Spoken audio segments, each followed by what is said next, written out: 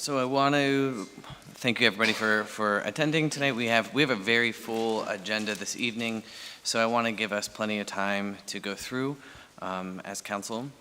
So I would like to start by asking if we have any questions on the ordinances that are up for final passage this evening, so that we can talk about those first, and then we'll go into some of the other things that we have on the agenda this evening. But any of these items that are on for final passage?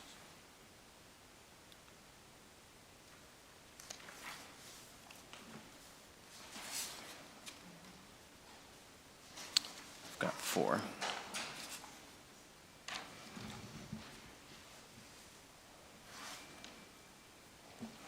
One of the things I'll call note to council with, and also the public, so as we're looking at the layout of the agenda, one of the things that we're trying to do is make it easier for the public to be able to read and see where the money is coming from and where the money is going.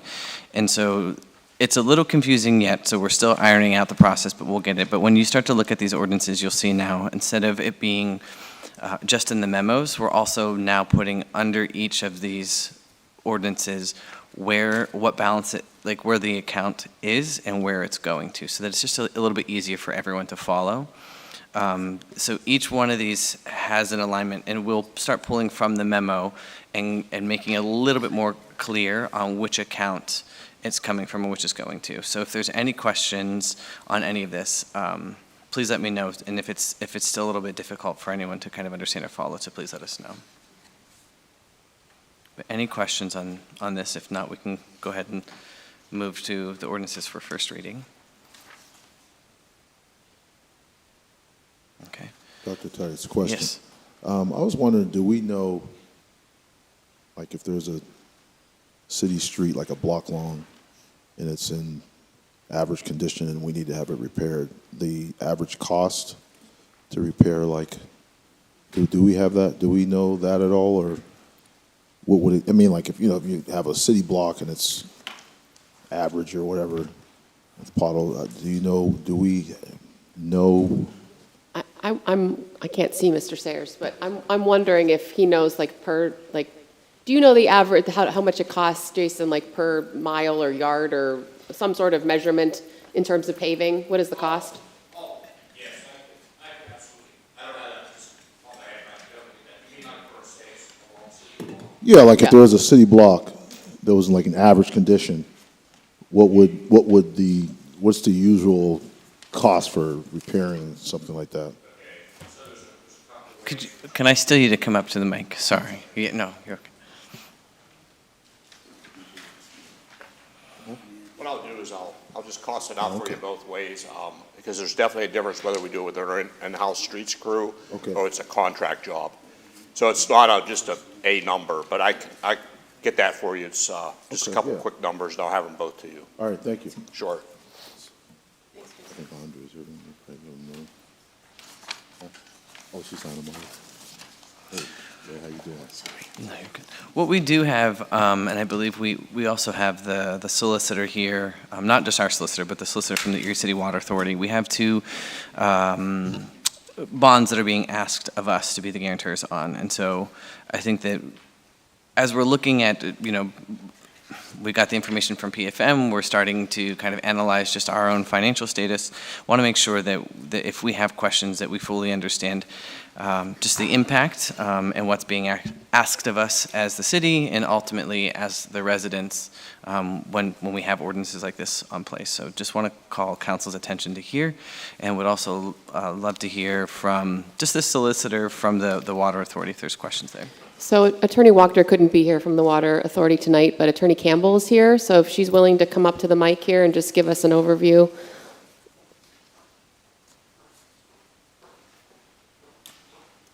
Thanks. Good evening, Thank you. everyone. So there are 2 proposed ordinances, which Is that mic on? I believe so. Is it? Yep, it's glowing. Okay. I'll talk really close to it. So there are 2 proposed ordinances, each of which relate to Penvest opportunities. The first is for an $8 million loan for the repair of Erie Water Authority's or Erie Water Works 12th Street building. Just standard repair and maintenance. There's no grant associated with this, and it's a pro-fi loan, meaning that the funds would be drawn as they're needed by the authority, and it's a 30-year loan. The second is for replacement of lead piping that is currently in use for customer-sized galvanized piping in the city. That project is a $10 million project. The loan is for approximately $2.7 million, and the remaining balance would be funded by a grant from Penvest. Do councilors have questions for the solicitor on these? One of the questions that I have is just, and this is probably for our solicitor as well as you, is just what is the impact that this will have, just like as on our, just on, I guess, on our credit or our financial status? Of course. So the city is, of course, being asked to guarantee each of these loan opportunities. That being said, they'll be excluded from the city's debt limitations as Erie Water Works has the revenue necessary to provide for that exemption. And then could you just explain a little bit too of just, I guess, the liability? So hopefully this never happens, but should it happen and that the city become responsible? Yeah, absolutely. So in this specific situation with the Water Authority, they're first in line to make these payments. They have adequate revenue to secure these payments. And when I spoke to Tim Walker this morning, he advised that the authority has never missed a payment on one of these sorts of loans. And in the case of a guarantee, then only if the security from the Water Authority were to fall through and the payments were to cease would the city be exposed to liability for those payments. Thank you. I think it's just important for council to know, but also for the community to know too, that when we're in these positions, especially after the study session we had last week, that we're not also like putting ourselves, I mean, we are, and to a degree, but that we wouldn't be the first ones paying for this, that we're not asking that in addition of the residents. So Of course. Yeah. Any other follow-up questions from council?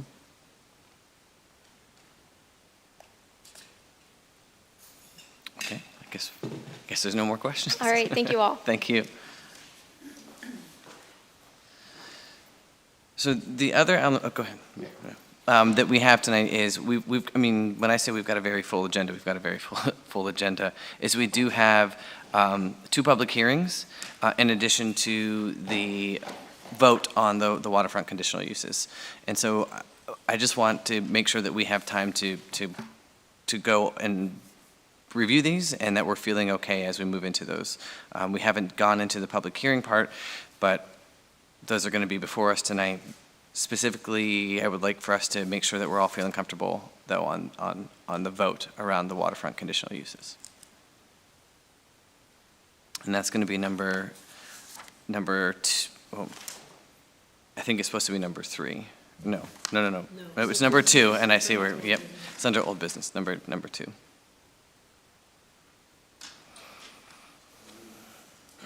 Why would there be a problem with the marketplace? That everything was agreed to? That's what I'm asking, if anybody has any questions. No, but I do have it just in the 7th whereas, it's just a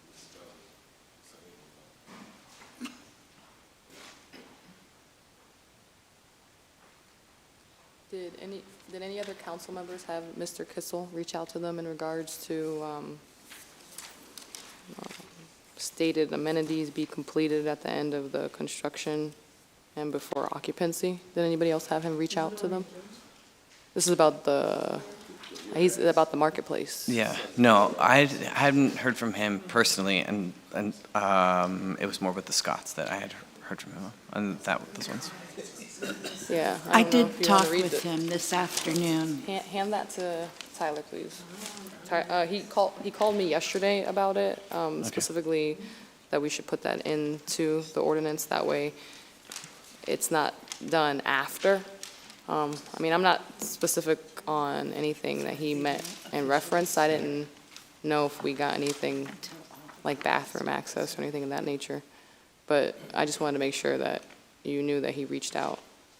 'cause I know you guys were, well, not you guys, but you and him were generally going back and forth on different things for the waterfront, conditional use going forward.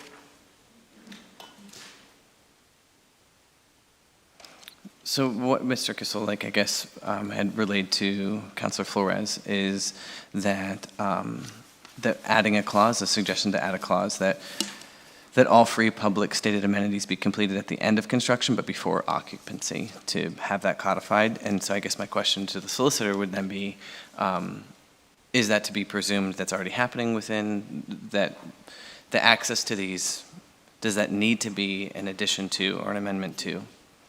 I don't know if that's in the ordinance, but if he's saying it's something that's codified, then it's referencing that it should be in the ordinance. Yeah. So you're not going to change that. Not the, I think that he wants us, the recommendation is for us to look at the conditions, to add on to the conditions. But then my question back would be, would that language would that be presumed within? Well, all you guys are, so the planning commission's already said, I'm sorry. I guess my question would be, the planning commission has already said this meets all the requirements of section 306.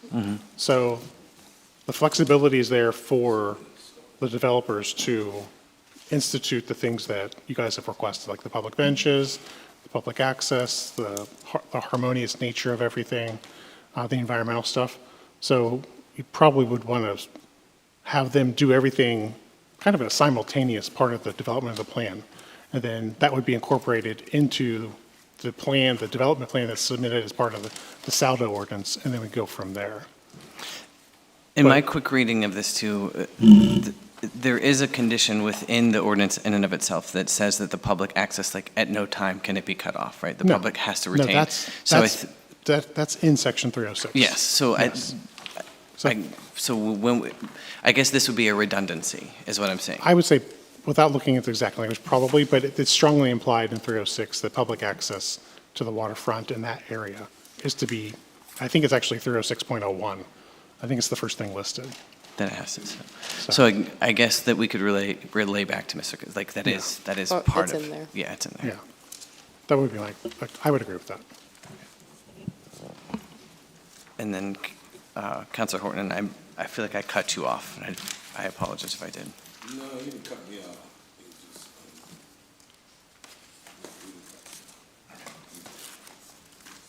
just, Any other questions related to the waterfront conditional use and the conditions that we put on this resolution?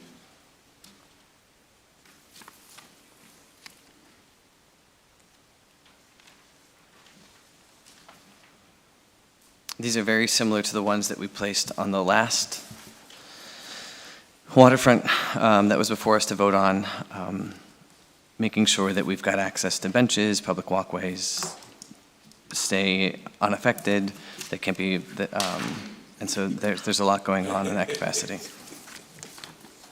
That goes to Mo. There's also discussion that we've started engaging in, just looking at this ordinance altogether. And so that's something that I've been talking with the administration on, is looking at updating the zoning and specifically this ordinance overall.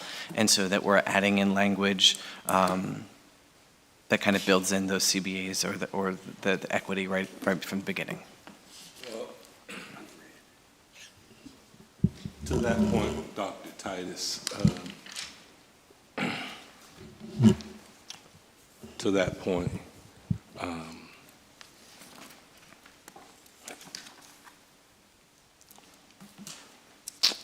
I'm not going to be able to support this. Not that I don't think it's a great project. Certainly not to vilify anybody involved in the project.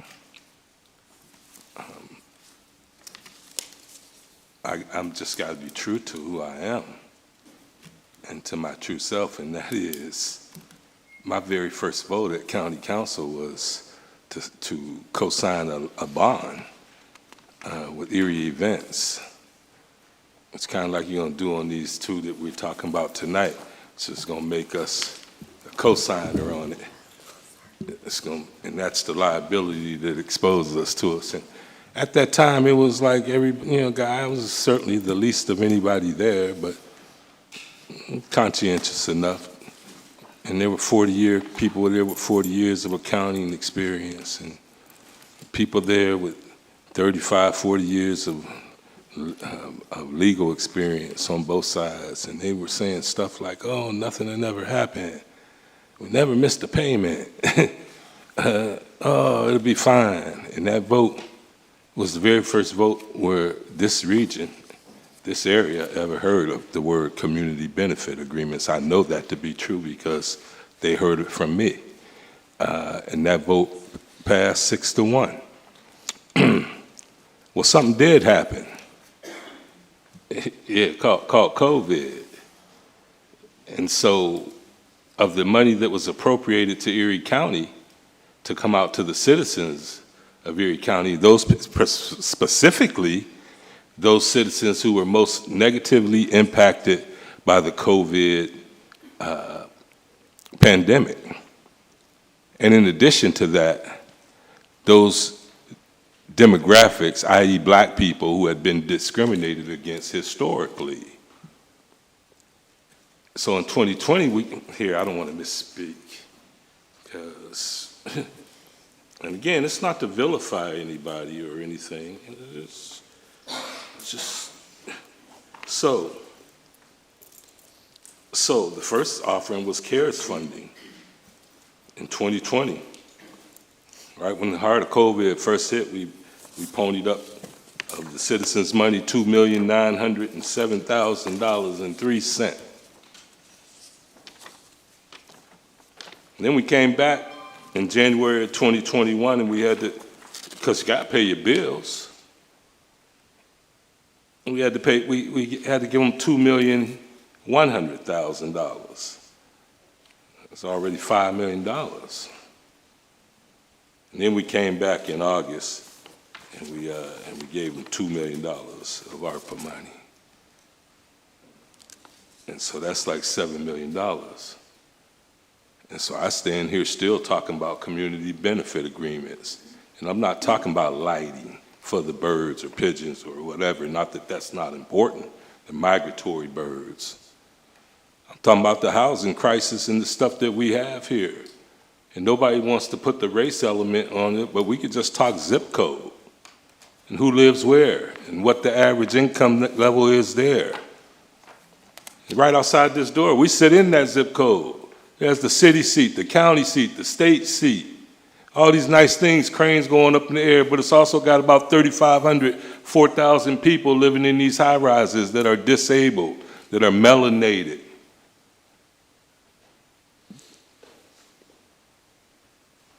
And probably making $9,000 a year. And so I'm still talking about community benefit agreements. I'm still talking about not only, I feel like the state, our state representatives, we have to lobby them or something because it's a millstone around our neck. Although they've done fantastic work. They've done great things. They're great people. So I'm not arguing against them, I'm arguing against the policies that don't work for this city and probably cities like us all over the Commonwealth. Is that they don't have to pay taxes into perpetuity.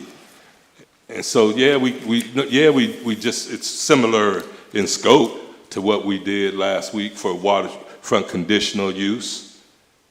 And why wouldn't anyone, developer A, B, C, D, why wouldn't they want a 10-year later, which is a whole generation of us waiting for taxes to be really realized. There's a whole another generation of kids who cycle through without school district taxes, without city taxes, county taxes. Here we got a $12 million damn hole, excuse me. And so not only am I against it, not the concept, not the people, but the policy. The governor, somebody's got to give us some relief. And so I don't want my vote to come as a surprise to any of you, nor should it. I mean, you know me. You know what I've stood for. And I guess the most important point I want to make is I'm not here to vilify anyone. I'm saying that if you keep doing what you've been doing, you keep into perpetuity. Come on. Yeah, they got the zoo, and they've already balkanized the doggone whole bayfront between them and the Port Authority, and they're parceling it off. Now Gannon's acts like they want to enter into the bayfront business, and so come on. And that's my I'm a strong no. Any other councilors want to bring up any other points with the waterfront conditional, that part of it? And I understand that $9 million are hanging in the balance. I know that it will pass, so it's not my intent to kill it or to stop it or anything. And I know they shoot the messenger around here. And so I'm not anti-business, anti-Erie events, anti-any of that. I'm just practical. And it's not practical for a community like ours to have such a large draw. That's a $1 billion nonprofit. They have the Erie events, Warner Theater, Tullio Arena, Sheraton, the Marriott, 2 parking arenas. Now they're going to have a market house. And none of that does anything good for the city. And I just said they got the zoo and stuff, so it ain't about, it does some good for the city. Yeah, but it probably does more harm than good if we're just honest about it. And it brings some things in. It's not a trickle-down effect. What it does is, since you asked, it does more for the developer and it does more for the tourists than it does for the city. It doesn't do a lot for the businesses here in the city of Erie, because I've worked on that Bayfront Highway too, from 26th Street all the way back around Barron. So we've diverted commerce around our city. They don't even come in our city. Come up that bluff. They might come up and have a drink or a meal, but it's not to the degree where it's sustainable. College students might have, but the residents here who are bearing the brunt of it, they don't see that. And so, it's a big benefit for some people, and it's a drain on others. Here, let me say it again, a whole generation, not just that project, but anybody who's entering into Alerta or don't pay taxes, a whole generation under Alerta that's from kindergarten to 12th grade, don't see the full reality of a 10-year Alerta. Yeah, you see the graduated range or whatever, but they don't see it, and that's just one nonprofit. So if you add all of them into the fray, they don't pay their fair share. Yeah, they might do something for the city, but it's not their fair share. And I defy anybody to show me where they generate that money or where it benefits the citizens that are poorest, the least of our citizens in this city. It don't do a lot for our homeless population, don't do a lot for our housing situation. You tell me what it does. I mean, I'm asking. What does it do? Would you listen if I try to tell you? I'm all ears. Where would we be without the waterfront right now? I understand what you're saying. You're talking about the 10% of the people who look down on everybody else. They're doing a hell of a job. If we didn't have them, the zoo would be closed. It would have been closed in January. And who would be the biggest losers there? All the poor people who go there free every Sunday or Saturday, whenever day that happens. A lot of good things happen. So when you look at future development, including LERTA, if you look at it's free for 10 years, basically. But then after 10 years, they're going to be paying the full share. So it's going to come around. But you have to see. If they stay around. If they stick around after the 10 years, because we've had people who leave. If they stick around after the 10 years, because we've had people who You're talking leave. about commercial development there. The LERTA we're talking about are home builders. Nonprofit. Well, I'm still listening, because if there's... No, I'm just saying, the cup is there. I don't and see a lot of people... There's half water in there. It's either half full or half empty. They just acquired the zoo. I don't see a lot of poor people who access the zoo. Free entry into the zoo does not give you free entry to purchase the things in the zoo. So I don't know a lot of people personally. I mean, we used to be zoo, have a family membership and everything. I don't know a lot of people personally that use that. It's a great amenity for a city to have. The mere fact that it was in the crisis that it was speaks volumes all in itself. The minimum wage jobs, they fought for $15 an hour jobs 10 years ago. And so it's the amenities that come here, people who live here can't afford them. It's on their back, it's on their dime. Again, I'm not vilifying anybody. I'm not saying that they don't do good things. I don't believe that we get the return on our investment for the money and for the resources that we pour into it.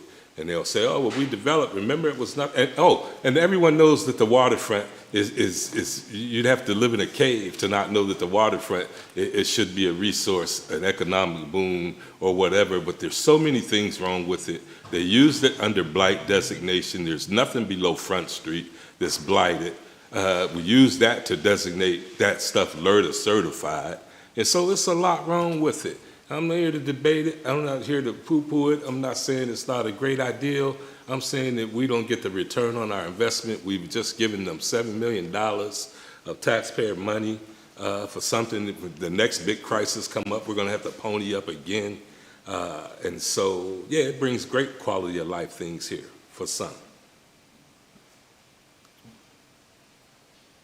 I don't want to discourage us from talking about this, but I do want to get to some of the other things that we have on the agenda, just to make sure we have opportunity to discuss them and ask questions, and then we can come back to this if that's okay. We do have Ms. Deb Smith here tonight, and so I want to be mindful of her time and the presentation that she's put together for us to just kind of go through some of the numbers with the CBDG and the home, so that if we can touch base on that. She had given all of us a little layout of the numbers for us to see. Good evening, City Council. At the last presentation that we did for our fiscal year 2026 annual plan, these are the same numbers for CDBG, home, and ESG. Their proposed projects and funding amounts. There were questions on, I believe, two of the projects, the Mayor's Literacy Program and Erie Downtown Development Corporation. Also, there have been questions on the reentry program. And so tonight I have Shannon from the Erie Downtown Development Corporation, as well as the reentry program. Please note that for the reentry program, the amounts for our fiscal year plan for CDBG, they are not included with these numbers. Excuse me. They are actually reprogramming numbers that will be presented to City Council on July 1. Where are those dollars currently at then? What are they currently under, the reentry program one? The dollars, they're not in this proposal. They're reprogramming dollars from prior year projects that were not completed, that didn't use all the funding. And so there's a 30-day comment period for those. And so the next meeting for that will be July 1, when we'll present it to City Council on July 1st.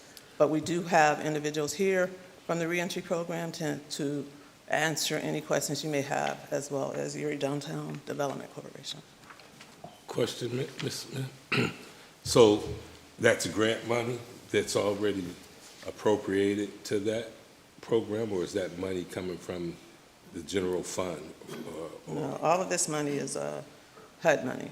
It's all HUD money? It is. And so it carries over automatically from year to year, or does it not No, there lose is over? actually a new allocation each year. The city's an entitlement city where we receive funding from HUD, Okay. and it's based on population And so my poverty. point is, the reentry program, when you say unused funds, So those were from prior years. So contracts for different activities are for 1 year, and so maybe some of those agencies did not expend those dollars, and so we are tasked with reprogramming those dollars. gotcha. Yeah, I guess I'm trying to figure out which order to kind of walk them through. I do have a lot of questions around the reentry program, just how it was decided. It's my understanding that this was more so a county decision, right? And so that position was, the program was decided by the county? So actually, the YMCA did submit an application, but they decided to withdraw that application. Okay. And so then the county still had an interest in doing that program. And so that's why they are not a part of the fiscal year 2026 plan, and that's why they're part of the reprogramming. Was there an application submitted by any other entity around reentry? No, not for reentry. Okay. Because I think there's been a lot of discussion, and some of it's been a little bit, honestly, hard for me to kind of follow to see where it initiated and who owned the program originally and how it's now maneuvering, and how the city money is following and shifting in that capacity. So it's actually a county program. I mean, GCAC used to have the program, and then the YMCA took over the program, and then the county actually owns the program. But as I stated, there are individuals here from the reentry program that can actually answer all of those questions. But if you have a lot of questions, you probably want to call up the Erie Downtown Development Corporation first.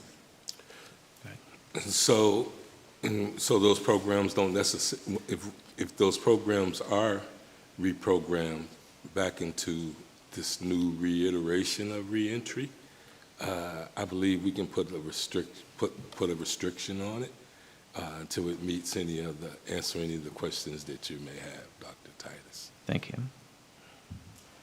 I would, and who are the individuals from the reentry? Is it the current existing or the new proposed? The new proposed. Okay.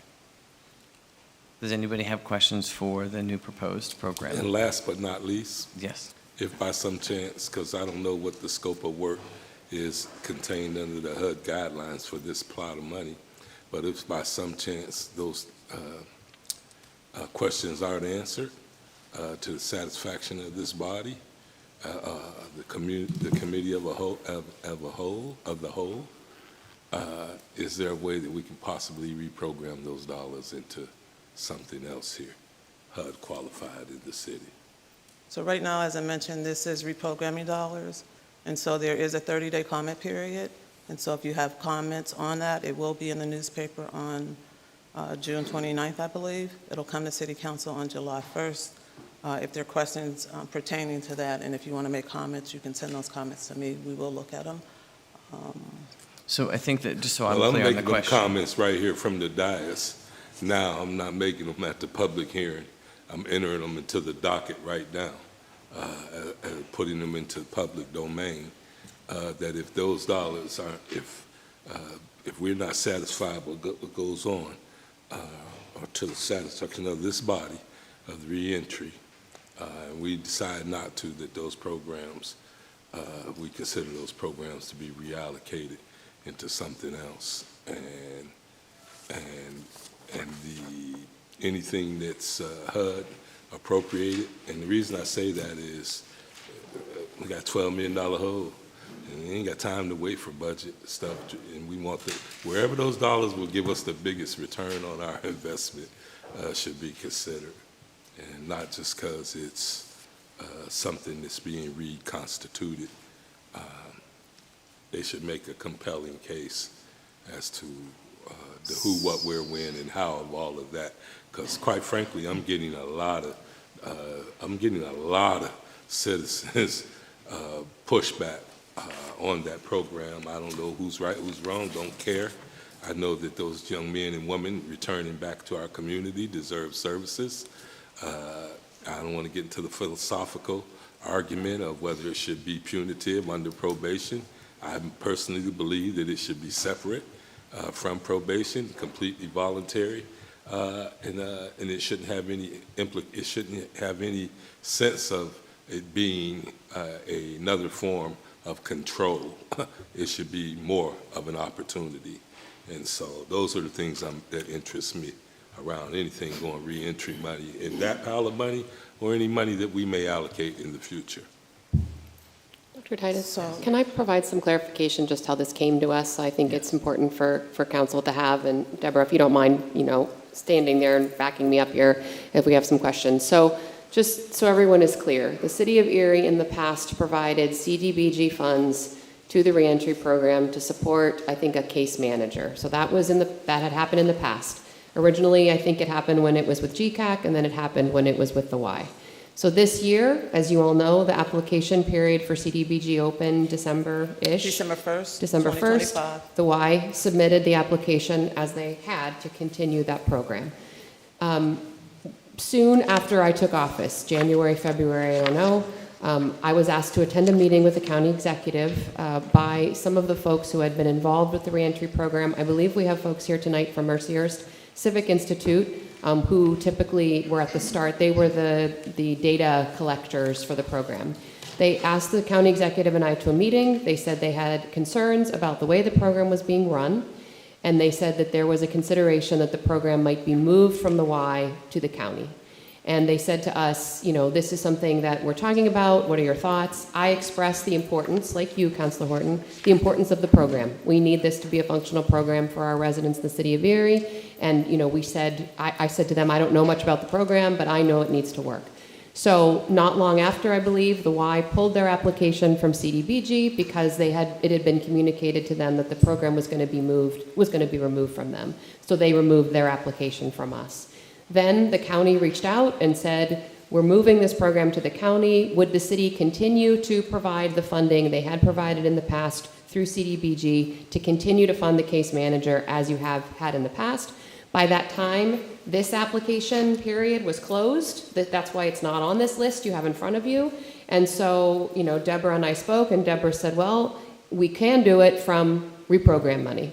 So that's why it's not on this list. That's why, to Deborah's point, you won't see it until she brings it to you with the full reprogrammed list. But I just wanted to provide that context of kind of how we got to this moment in time. I think that's important. And to note, to your point, Counselor, if this is the time where folks have questions about the program and the reasons for the change, the folks from Mercyhurst Civic Institute and maybe others are here who might be able to answer. I hope that's helpful. That's very helpful contextually. Mayor Devlin, I might also add that in this charged environment around the duties and scope of work of probation and parole that was brought upon this community by the killing of Marcello Woodard, I think that we owe it to the citizens to do our due diligence and to be vigilant and really understand what's really going on before you vote on something. That's my perspective. I think it'd be helpful if you allow Sheila and Robert to come up and maybe answer some of those questions. Yeah.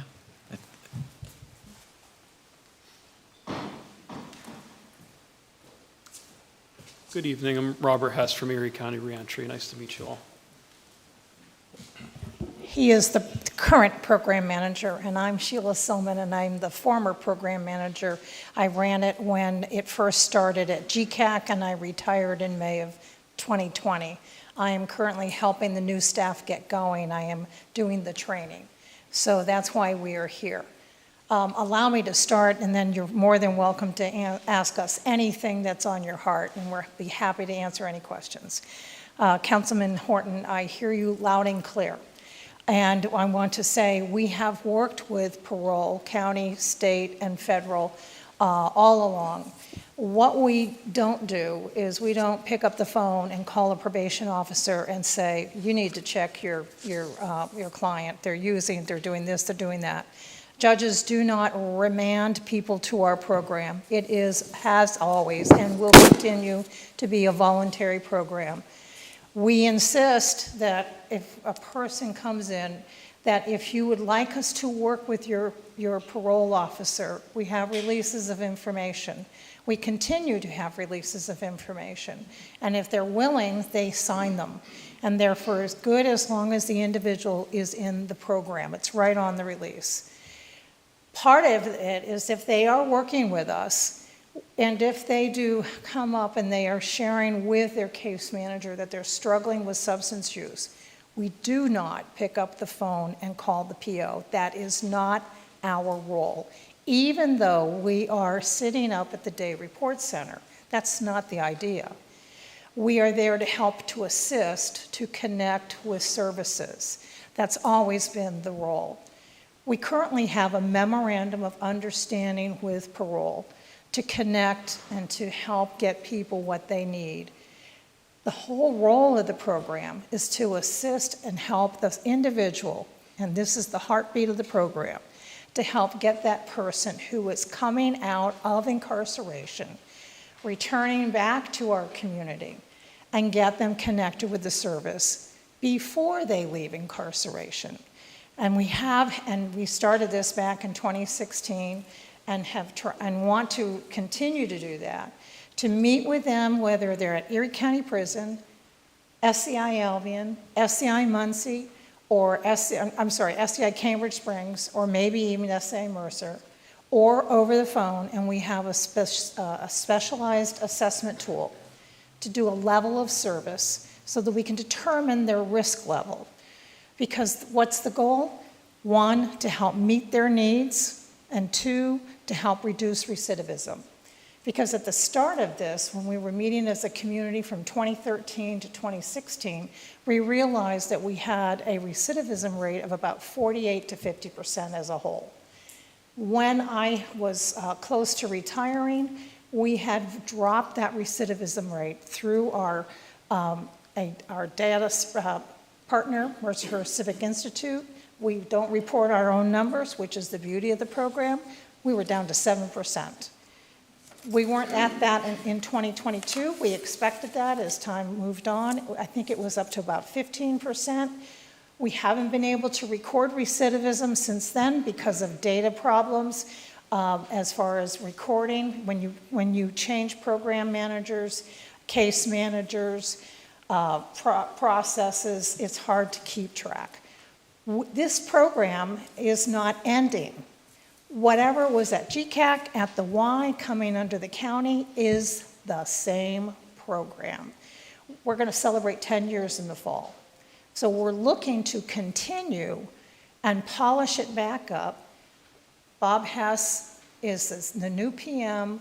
We have new case managers, client advocate. The client advocate is here. We have Craig Heidelberg with lived experience and has done very well. And we have case managers on board. People, I understand. I've been watching county council films, and I understand the passion. Who doesn't expect that people should have second chances? I have been doing second chance work my entire life and have been working in the system. I would never say I understand a person being incarcerated and coming back, but I have been listening to people's stories ever since I started doing the work in the early 80s and working with people, and that I can't tell you how hard that is for people. So we are here because we understand how hard it is for you after hearing all these volatile and, as Councilman Horton said, charged up environment, and trying to sort through the passion and the information. And we get it, we understand it. So please go ahead and ask your questions. We're more than happy to let you know. And you can ask Bob what he's been doing and how he's been trying to make sure we're getting right down that same track. Let's start there. Go ahead. What you've been doing. Well, we just hired our staff, so we're fully staffed now. They begin next week. We have 3 case managers that are set and ready to go, along with a peer advocate.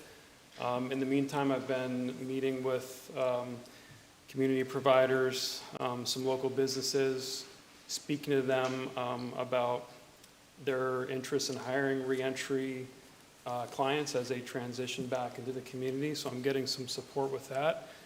And also just reaching out to any community entity that is here to support us. We have an entire board of people that are ready to help, and our doors are open, and we're ready to help anybody as they come into our community.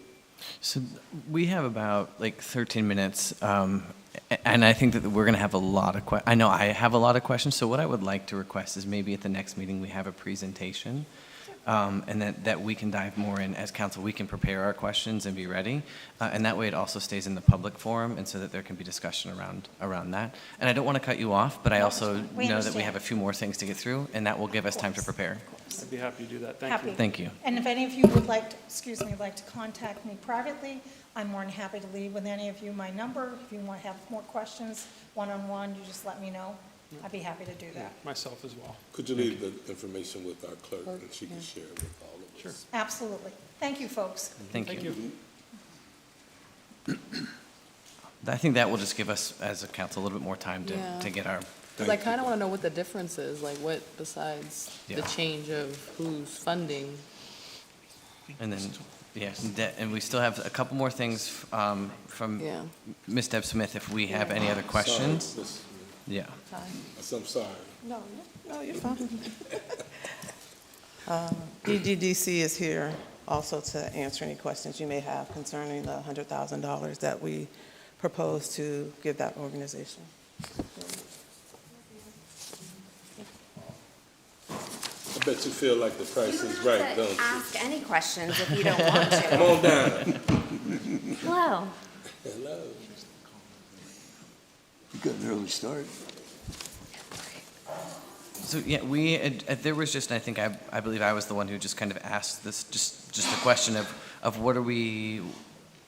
what would that project entail? Like it's just like high level. Sure. So Flagship, can you hear me okay? Yes. Flagship is essentially going to be a wraparound services project. So not only the construction piece of it, but then also the small business support.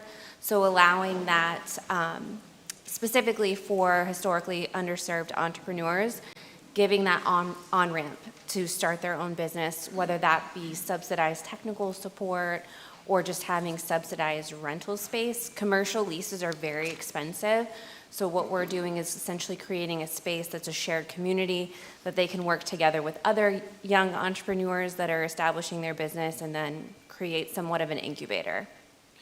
Do you think it would be possible just to kind of get a breakdown of this program a little bit? Because we've kind of gone through a few other iterations, and so I would just love to see like maybe how this program is different than other programs, or just the success metrics that you're going to use, just so we can see as council.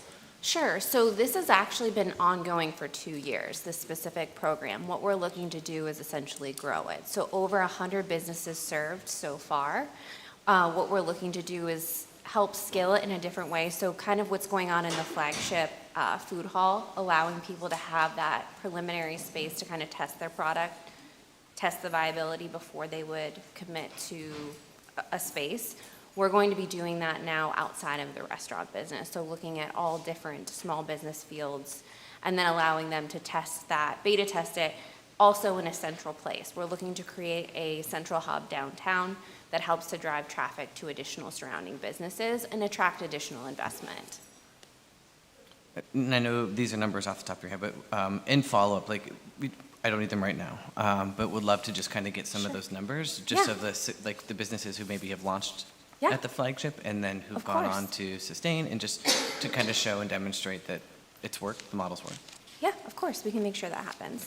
I appreciate that, Dr. Titus, because I want, not that we can't have more than one person doing something, but I know that we've had other iterations of that, where the shared space, co-opting space, and offering tech support, and that type of thing. So I'd be interested in hearing the success rate from them businesses too. And I didn't know that you were, the fact that you've been doing it for 2 years is interesting. And I'm nosy, and I didn't know anything about it. So, So like to follow you don't up need on those numbers now, but if we could get that in like follow-up, that way we can get this out to council so that they can, especially before we vote on it officially, so that'd be Yes, of great. course. So thank you, Yeah. appreciate it. Does anybody else have any questions or information that they would like in follow-up? All right, I think you're out of the hot seat then. Oh my Thank gosh, you. goodbye. Thank you. We've got a few minutes left, and are there any questions from any of the counselors? I had a couple that I wanted to just follow up on. Are there any other questions from anybody? Do you want an overview from the mayor on the literacy program? Yeah, I do. I didn't have to answer any questions either. So I think the council had questions about the City of Erie Literacy Program, and actually, I'm glad to talk about it with you, because I could use some of your guidance as well. So as you know, we have launched this literacy work this summer. We have connected all of our funding through CDBG and Parks for summer programming to a literacy component, which I'm really excited about, and I think it's been well received. The intent for these funds was to hire a coordinator to oversee this. But given the news we all discussed last week, I have concerns, and I want to be thoughtful about a new hire. I'm not exactly sure that this is the moment in time to be bringing on a new hire into the city of Erie. So I've held this as a placeholder to wait until this news was public about our budget crisis to have this conversation with you. So, I mean, we have options here. You could approve it, we could proceed, we could hire, but we would probably need to do that with the understanding that that would be a year-to-year position, and that every single year we would have to reevaluate if we had the funds to continue it, because we cannot hire positions and then have them live on beyond grant funds. We've seen where that gets us in trouble. Yes, Could we Counselor? consider an intern with a stipend?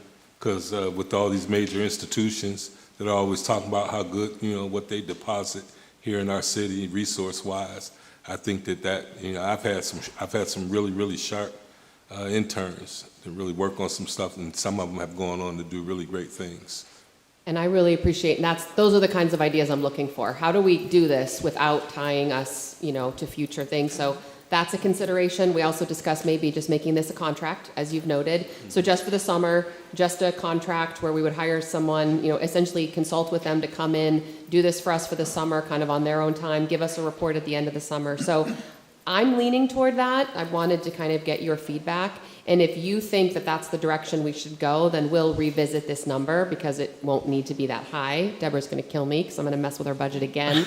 But I can come back to you with something that feels a little more in line with where we are right now with the budget. Does that make more sense? Yeah, I think Deborah will be all right with you taking away from money, the budget, but adding to it, not so much. Fair. Fair.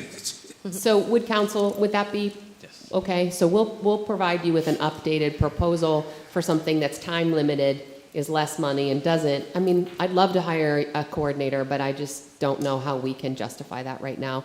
Deborah, can you remind us, when does council need to vote to approve all of this? Actually, the plan is being reviewed by HUD. They have 45 days. We will be bringing the ordinance for first reading on June 3rd, I believe, and then the second reading on June 17th, as well as a list of the proposed projects that we have listed for June 17th. Okay. We look to have our summer rec programs begin July 1. So we'll get you a proposal immediately, and I'll ask for your feedback from there. I appreciate the feedback today. Well, all joking aside, I really, Mrs. Smith, I really appreciate you. I've come to value your input in this building and outside of this building. You're by far one of the smartest people in this building, and you're very, very good at what you do. We're lucky and very fortunate to have you. So thank you so much. Thank you. All right, am I done? All right, thank you.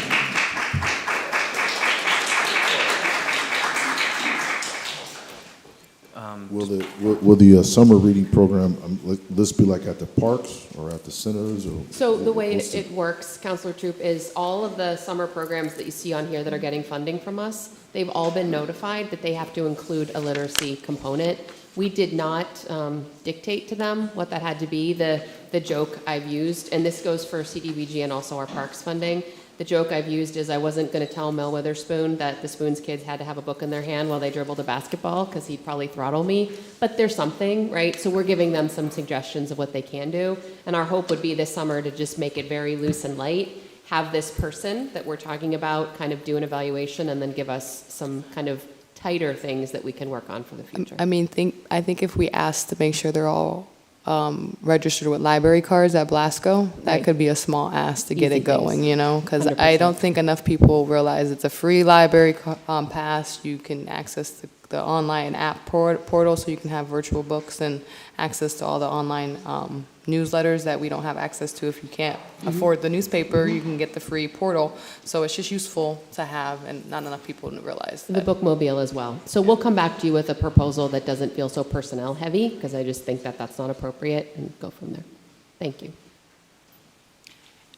Did the summer recreation allowance correspond with last year's? Is it the same? I believe, Deborah, so Councilor Schaaf is asking if the summer rec allocations are in line with last year's. I think they are for the most part. Yes, pretty much. Some of the community centers may have received Maybe a little increase, but most of them are pretty much the same. Thank you.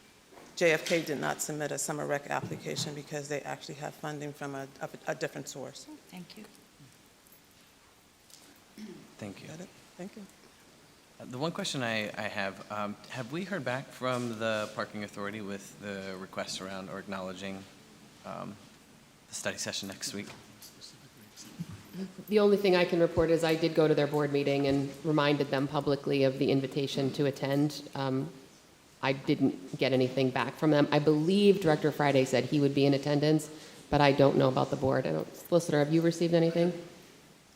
I have not received any other follow-up. I sent a second email the day before the board meeting that the mayor attended. Okay. Have we, in the clerk's office, received any correspondence? Okay. But the study session is scheduled, so The study we session will all be is here. scheduled, yeah, for next week. Okay, thank you. It's 6:28, any questions from counselors before we reset the room and get ready for our public meeting? Okay. We'll go ahead and adjourn caucus and get set up for our meeting. Meeting to order. Roll call of City Council meeting of Wednesday, May 20th, 2026. Members Titus, Brzezinski. Yeah. Flores, Horton, Hull, Schaaf, and Troop.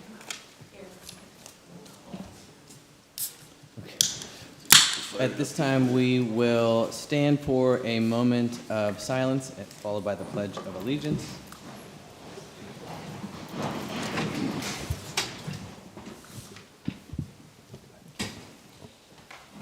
If we could just have a moment of silence for a few people that have passed away in the past couple of weeks. We have Mr. Al Pohl that passed away a couple of weeks ago. He's done a lot for this community. Adalberto Rodriguez was a city employee since 2010. He started part-time in 2008, and he's been a full-time employee since 2010. And then Chief Charles Chuck Bowers, he started with the city as a police officer in 1970 and retired in 2006 as the police chief. So if we could all have a moment of silence for them.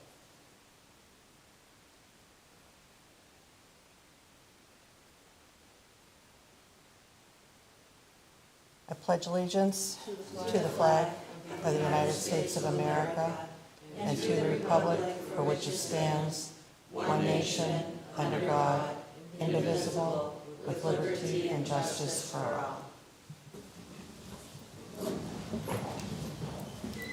I have a motion to accept the minutes from the May 6th City Council meeting and bills for payment on May 22nd and 29th. Members Brzezinski, Yes. Flores, Yes. Horton, Yes. Hull, Yes. Shaw, Yes. Troop, Yes. Titus. Yes.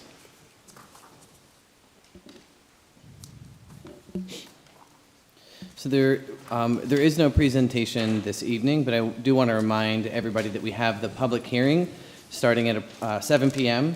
So as we kind of go through this and whatever time, wherever we are in the agenda, at 7 p.m. we're going to have to stop. That usually falls directly within public comment, and it will feel very abrupt, but we'll stop it. We'll go into the public hearing, and then we'll resume back into public comment. But first, is there anybody here for repository sale? Is there anybody here for repository sale? Is there anybody here for repository sale? All right, seeing none. This will move us into the public comment. So we moved the sign-in sheet up here to the front. So before you start speaking, if you could please sign in. We were just seeing that we were missing a lot of people having the sign-in in the back, so we've moved it up to the front so that just when you're up here, please sign in and make sure that you're writing clearly so that we can get your name and your municipality. So when you come up to the mic, after you write, you'll have 5 minutes to speak, and so just please be mindful of that 5 minutes. We've got a very long agenda tonight, and I just want to make sure that everybody has the opportunity to be heard. So if you would like to speak, please come on up and sign in, and you'll have 5 minutes. They just want you to sign in over there. There's a paper at Right the at the mic. podium. Right at the podium. Oh, well, then you can come speak Then if you you can already come signed speak. in. Yep. Saturday night, I had to make Could a we just get 911 your, call for. Oh, before you start, just say your I name. apologize. My name and- is Aaron Sorwide. And then So, your municipality. uh, Erie? Your Erie, right? municipality, where Your do you municipality, live? Where you live? 415 West 2nd Street. So Saturday night, I had to make a call to 911 for an assault that happened at Bayview Park. The victims were my girlfriend, her brother, and her younger sister. 911 asked if we needed medical attention, and I told them that we did not need an ambulance. And they proceeded to guide us to a non-emergency hotline and told us that an officer would be on the way.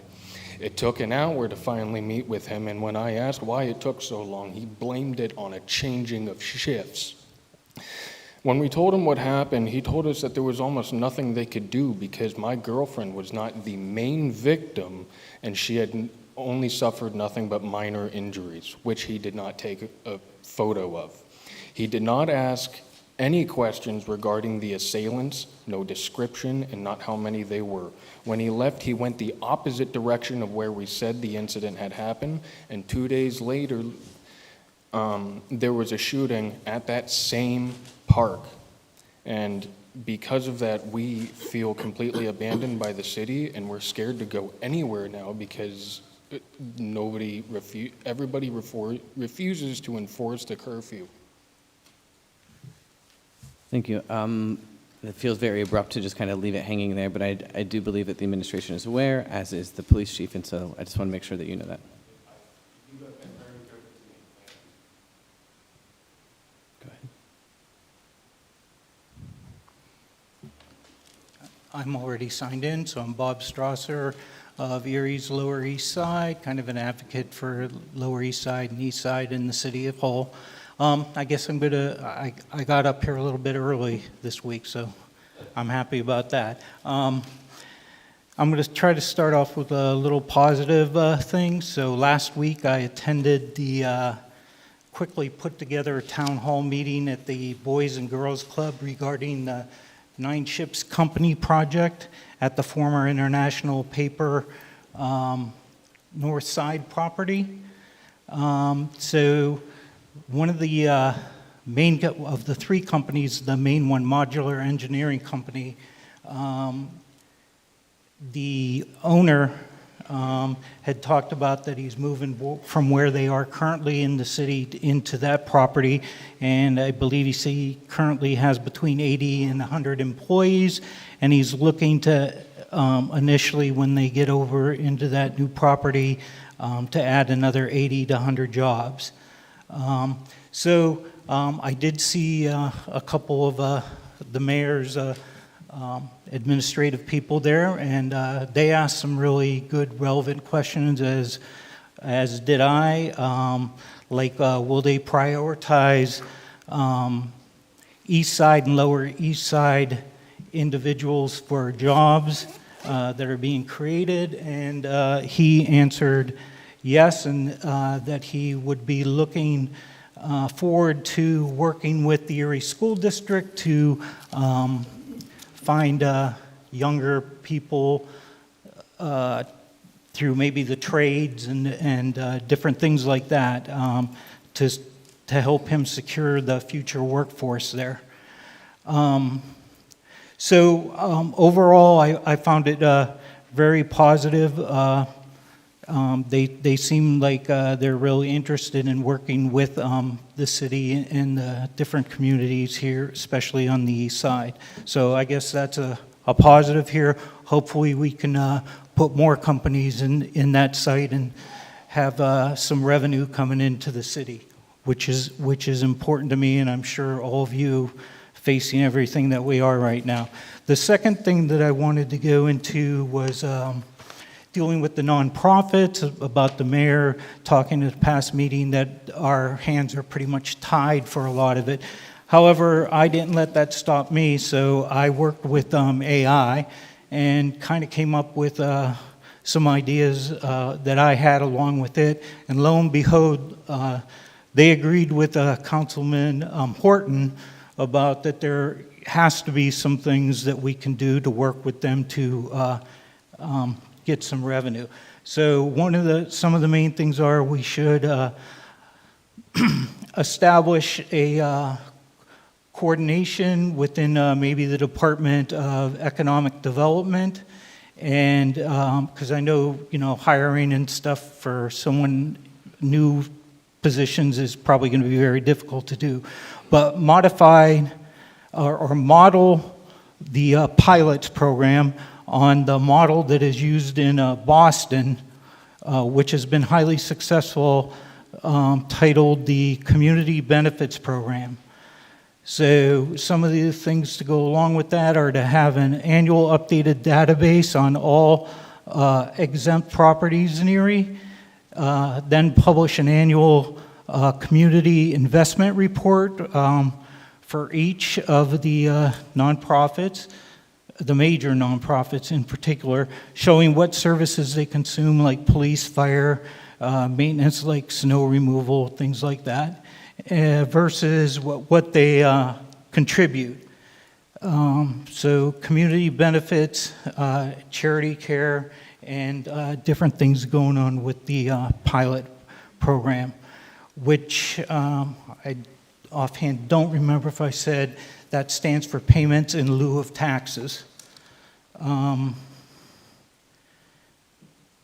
These reports create the factual foundations for negotiations and for public accountability. So it also listed a tiered pilot strategy for it with 3 major ones. The first deals with the health systems, so that would be like Hammett, St. Vincent, and any other major medical. The second tier would be the universities, so the colleges, Gannon, Mercyhurst, maybe to some extent Penn State and LECOM. And the third tier is large social services and arts nonprofits. So finally, secure the agreements, We're going to have to not stop the you here. promise. All right. All right, thank you, though. Thank you.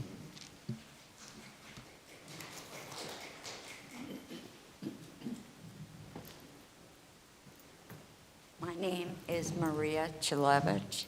I live in Erie, Pennsylvania on 12th Street. I am here because of several things. One, China has 360 some data centers for the country. There are already 100 data centers in Pennsylvania. We don't need any more. I haven't heard you speak about a moratorium, keeping them out, and people wonder why their electric bills are so high. 2, the EPA has now said they will no longer stop forever chemicals in the water, but it's your job to protect the citizens and the lake that we are here. That cannot happen. You cannot be putting forever chemicals back into the water. I had a bag sitting at my house that I was going to bring with me because I use fresh water for my fish tanks. And the garbage that comes out of the water just spraying on top of the top of the tank is disgusting. I have complained about the water before, and I'm complaining again because I don't see where it's that safe to drink. And you can't get anything done from the water authority down there. So somebody needs to look into it. 3, back at the water, and with you approving Nick Scott down there. I want to know, because in the past, when I have discussed this, a lot of his money came from grant money that I was told, and he used very little of himself. So I want to know how much grant money the city is giving in, the county is giving in, and the state is giving in. Because all you're doing is making it reckless and unsafe for little kids to go down there, to go enjoy the lake. We should not have to drive all the way into Mill Creek to go to the peninsula when we have access to the lake here that she's continuously tried to block. Infrastructure money, is that what's doing this roundabout? And now let me get to the street lights in this town. First of all, I've already been hit by a car once, and I don't want to get hit again. But the lights on 12th Street are terrible. If you have a walk sign and people are still turning, they need to fix that. People on 12th Street from the side streets have to wait so long that they're not paying attention anymore to those lights. They're turning anyway, whether into traffic or to the right or to the left. You have to do something. Now, I've already called them once, and they're not doing anything about it. You have it set up for the highway up there, and those people and these trucks that are jake braking, and I don't know if you know what that means, unless you're in the trucking industry, and they're jake braking coming down the street because they're coming too fast. Something needs to be done. I have had it. I have a crappy neighbor who's a club that's infringed on my property. And code enforcement, they don't want to do a damn thing about it. They won't even meet with me or hang up on me on the phone, which they have already done. When I've asked them to come and talk to me, see my property, period. And they don't want to do it. Why? Because I'm not a renter and we're a homeowner? I've had it with the city. It's your job to protect the citizens of Erie. That is your job. And from what I can see, it's not happening, especially with the lakefront. Thank you. Can we make sure, ma'am, before you leave, that your address is written down so that we can also follow up? Well, one, there was no pen here, so a gentleman had to lend me his pen so I could write my name. But as I said, I was hit by a car once before, so I have a hard time seeing. So if you could direct me where to She needs you to tell her the put my line. address on here. My name is Maria Chile. Is it right?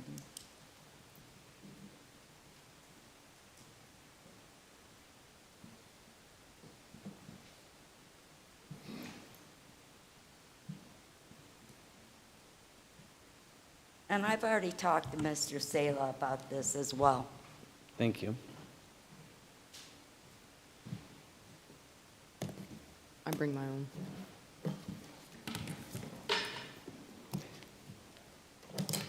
Go ahead. It's at 6:54, 6:55, so you'll probably be the last public comment, so that way we don't cut anybody else off. But then we'll resume back with you. Because we have a public hearing that starts at 7.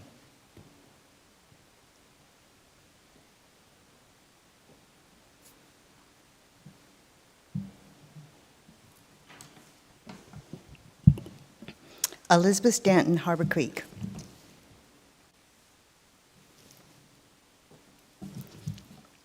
Imagine all the people living life in peace. You may say I'm a dreamer, but I'm not the only one.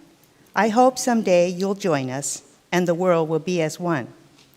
Imagine no possessions. I wonder if you can.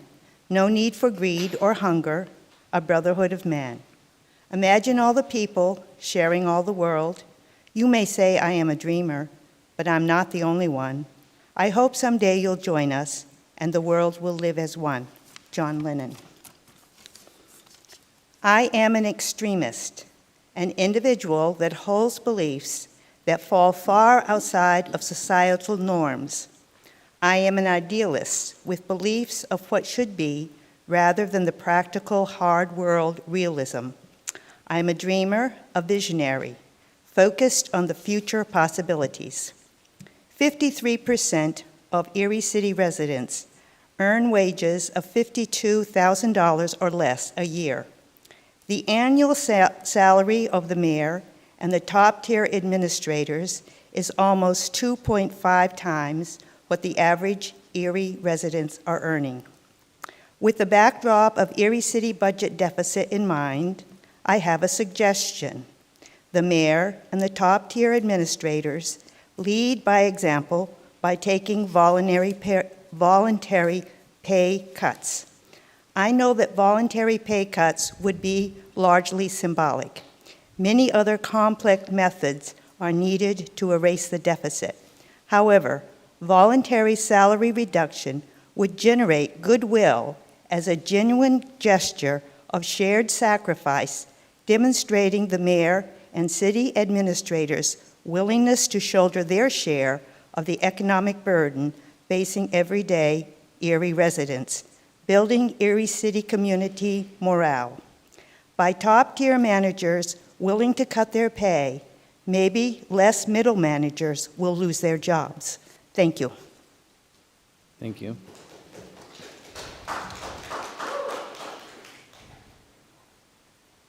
We have about 3 minutes. If one of the individuals who wanted to speak, who sat back down, thinks that they can speak within 3 minutes, you'd be more than welcome to come up before we start the public hearing.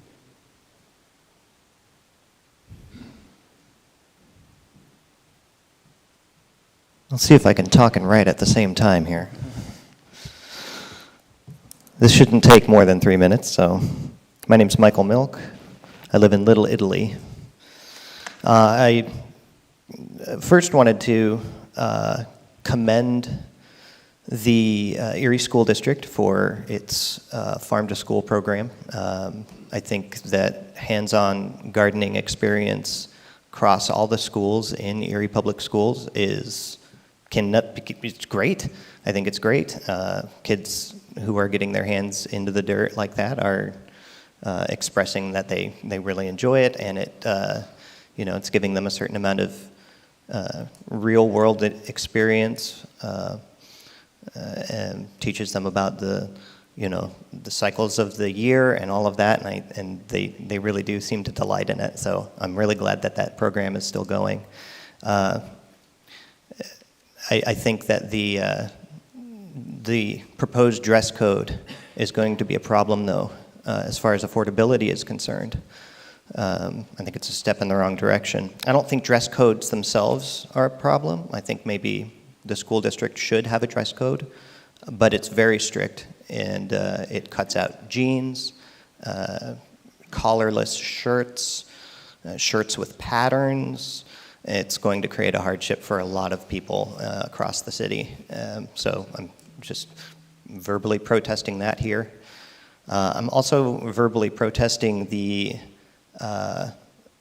gardening ban that the Housing Authority of the City of Erie has imposed upon its residents, its poor residents. It goes against the Housing Authority's proposed vision and mission statement, and is coming at a terrible time where we haven't seen it yet, but there are going to be serious problems with affordability coming down the pike.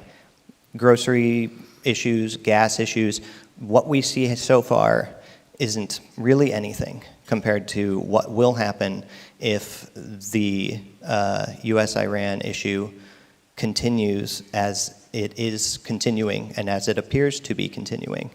30% of fertilizer through the Strait of Hormuz, 20% of oil. This is nothing new. But that's basically it. Thank you for your time. I just wanted to point those things out in the public forum. I'm going to sign myself in now.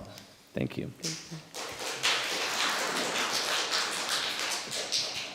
So this will move us into the public hearing.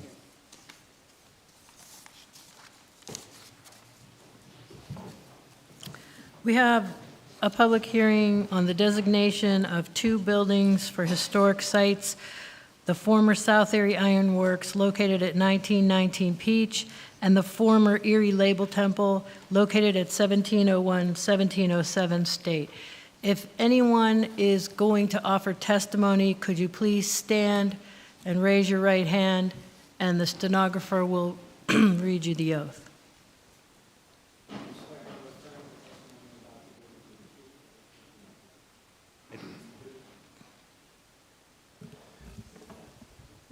Good evening, Council. My name is Matthew Falcone. I am the Cultural Resource Manager for the City of Erie. We were in receipt of a historic nomination for the South Erie Ironworks Company building, which is featured here on screen. I'll use this opportunity to go through some of the history and some of the findings of the different commissions that this nomination has been through. And then it's my understanding that there are some members of the public who wish to speak today. So far, this application was reviewed by the Historic Review Commission, and this is back in April 6th of this year. They found that there was reasonable cause for this site to be considered a historic landmark, and they made a positive recommendation to you as City Council that it be declared a city historic landmark. So too, the Planning Commission have the opportunity to review this application. That was also back in April of 21st of this year. The Planning Commission reviewed this through the lens of the established city plans. So our comprehensive plan, the neighborhood plan, and our historic preservation plan. And they too made a positive recommendation to you that this be declared a city historic landmark. The building is located at 1919 Peach Street, and that is within the Sisters of St. Joseph neighborhood network. The building from above is bounded in red, and to give you some photos, we are exclusively talking about the red brick building that is 3 stories high with arched windows. I know this is part of a much larger complex that has been divided over time. The buildings have sole ownership at this point.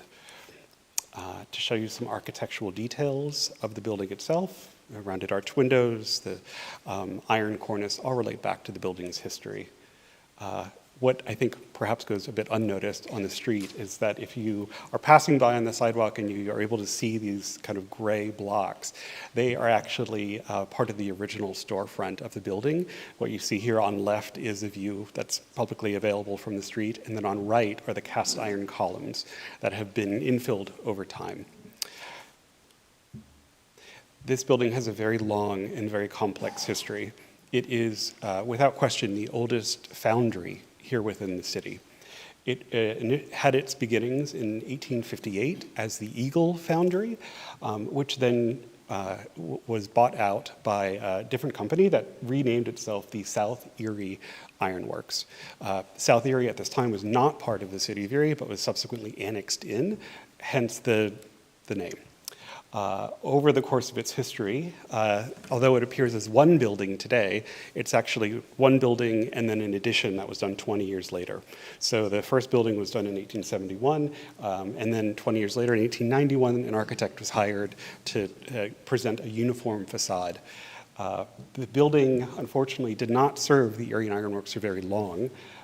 They ceased to exist in 1910, and the building then was used by the Erie Burial Casket Company, where caskets were manufactured, both the boxes themselves as well as the linens that lined the caskets.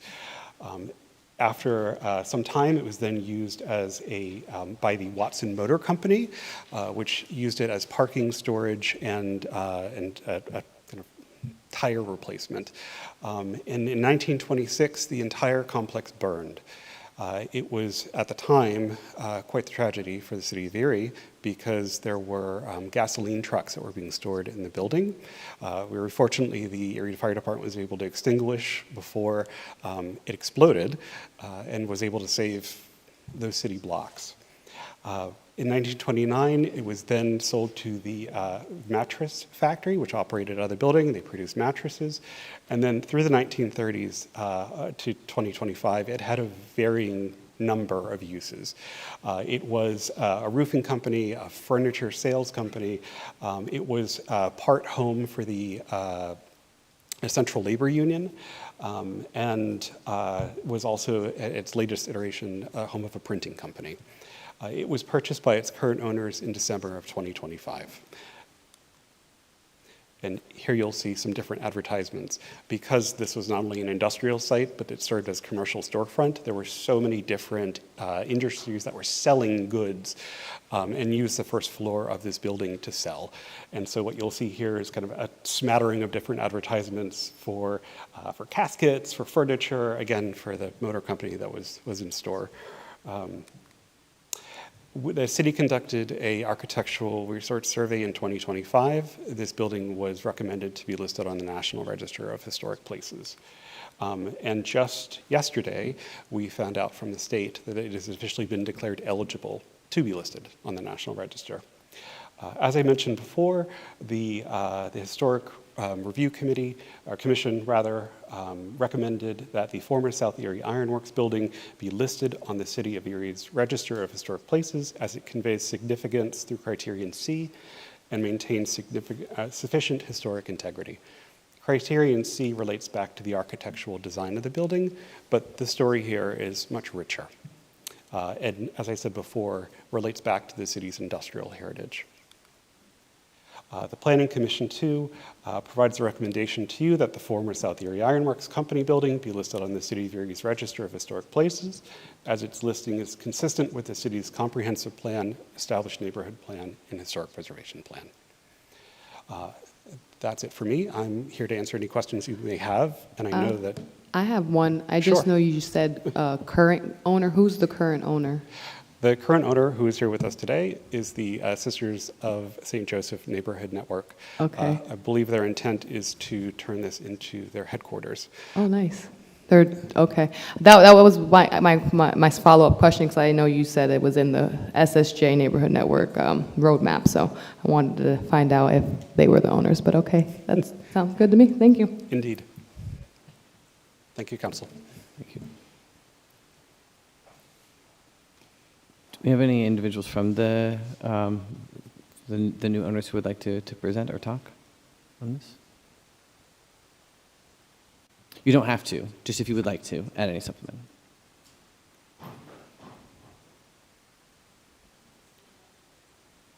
We can get swear you in now. I do. I'm Heather Casper, Executive Director with Sisters of St. Joseph Neighborhood Network. I don't want to take a lot of time. I know it's a long agenda. I do want to thank Matthew so much for his work on this, and Jackie Spry too. The purchase of this building was for our mission because it is a building that's been in constant use for so many years. It's a neighborhood asset. We did not want to see it vacant. Also, sustainability for our organization. We have run out of space, and we have 2 offices paying for 2 different places, dividing our staff between 2 places. We really need to centrally locate. It'll save us money. It'll also bring our staff together. So this building is perfect. The history, we didn't even know all of this. It's been so enriching for us to find these details and so gratifying. And so I'm happy to answer any questions, but we are excited to do the work to move into this building. Okay. Do any councilors have any questions around just the historic designation for Ms. Casper? Thank you. Thank you. Do any councilors have any questions at all for this part? No? Okay. Is there any public testimony for or against? Okay. I don't see any hands on that, so then probably what I would do is close out the first public hearing on this property, and then on the Labor Temple, start that public hearing. Okay. So that's what we'll do. We'll go ahead and close out this public hearing, and we'll move into the second.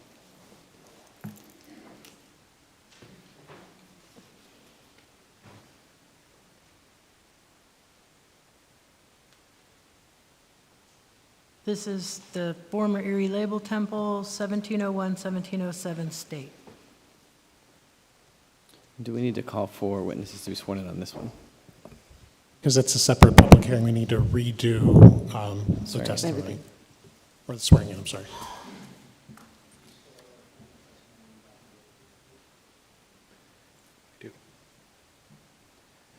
Hello again. The city was also in receipt of a nomination for the former Erie Labor Temple. Very much the same as we just went through, but I will continue because this history, although tied to the last building, is very different. This nomination has again been before the Historic Review Commission, and this was earlier this year in March. The Historic Review Commission found that there is reasonable cause for this building to be declared a historic landmark. They also made a positive recommendation to you as City Council that it be declared a city historic landmark. So too was it before the Planning Commission, who reviewed this application through the lens of the comprehensive plan, neighborhood plan, and historic preservation plan. They also made a positive recommendation to you. It be declared a city historic landmark. This building is located at 1701 through 1707 State Street. It too is in the Sisters of St. Joseph Neighborhood Network, as well as the Central City Neighborhood Watch. Both were informed of this nomination and are supportive. The resource is bounded in red. I think what may surprise some folks is that it is not only the large 3-story red brick building on left, but also the 2 smaller buildings on right. They are all interconnected through the 2nd floor. Here's a visual from State Street and some other pictures of the building itself. We are very fortunate, although the interior of the building is not something over which the city has jurisdiction. The owner of the building who brought for this nomination forward was very happy to let us take images of the inside, which has a very high degree of historic integrity. It looks very similar to when it was constructed. Also, it's important to note what you see on right is the 3rd floor meeting hall. That space is currently under restoration. Even the picture here, which is just a couple months old, is already quite dated. They're doing quite a bit of work. When they purchased the building, there was a drop ceiling, and so they are committed to restoring it to what it originally looked like when it was constructed in the 1920s. This building has a very long history, and its history is inexplicably intertwined with the history of union labor here within the city of Erie. And it is for that reason the historical overview predates the building, because the history of organized labor here within the city is one that is very long. It starts even before the 1890s, but it is important to note that during the 1890s, the Central Labor Union was formed. And for those of you who may not be familiar with the union, it was an umbrella organization by which several individual locals would gather together under the larger umbrella of the union and come together once a month to discuss, advocate, make decisions for organized labor within the city. During the early 20th century, there was a tremendous amount of discourse and rioting and strikes that centered around many of these different locals. Unfortunately, it was a very complicated story that at the time did not work out very well for the labor organizations. However, it did spawn the growth of labor within the city. And it was at this time that we see the first, what they called union men elected to city council, and increasingly had a presence within not only civic discourse, but also the governance of the city.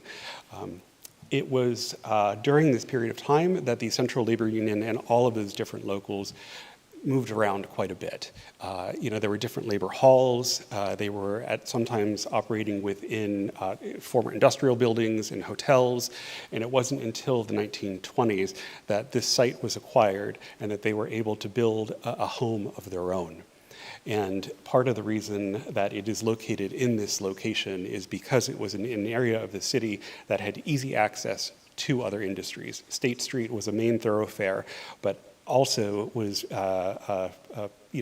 just adjacent to several other manufacturers, and so that the folks who were working all day would then be able to go to the Union Hall in the evenings and on weekends, not only to discuss important matters, but also it was a family and a civic place as well. So, you know, the deliberations that went on in that room would be once a month or twice a month, depending on the unions. But then they would also have, you know, parties for Christmas, parties for Easter, in which the entire family was invited in. So it served very much a central role, not only in labor, but also within our society. The Central Labor Union would expand its presence, so they would acquire the buildings that were next to them in the 1950s because of the burgeoning number of locals that existed within the city. If you go in there today, you get a very good sense of just how many different organizations were functioning out of this space. You know, some folks have described it a bit as a rabbit warren because there are so many different offices, but they were all under the same roof and under the same umbrella. The building was acquired by its current owner in 2013, and it has been under the process of restoration since that point, with a tremendous amount of activity going on within the past several months. The Historic Review Commission found that, again, there is reasonable cause that the former Erie Labor Temple be listed on the City of Erie's Register of Historic Places, as it conveys significance through criteria A, and C, and maintains significant historic integrity to convey its significance. In layman terms, there is a specific architectural style that the building embodies, which is important, but also there's a cultural, social, and civic importance to this site and this building that is best represented as our labor history. Again, the survey that was conducted in 2025 found that this building is eligible to, or should be listed on the National Register of Historic Places because of its significance. And the Planning Commission, too, provided you with a positive recommendation. So I'm happy to answer any questions that you may have. You know, I will say that it was a joy to be able to research this building, but there are so many different stories and voices that we weren't yet able to capture. And part of our responsibility as a city is to ensure that even though we have the nomination in front of us today, it opens the door to be able to continue to hear and listen and collect those stories to ensure that this site is accurately conveying what is an essential part of our social history. Thank you. Thank you. We have been, just like the flow, if there's anybody who would like to, from the public, come up, speak first, and then council ask questions. That way we have all of the insight and we can ask any other follow-ups.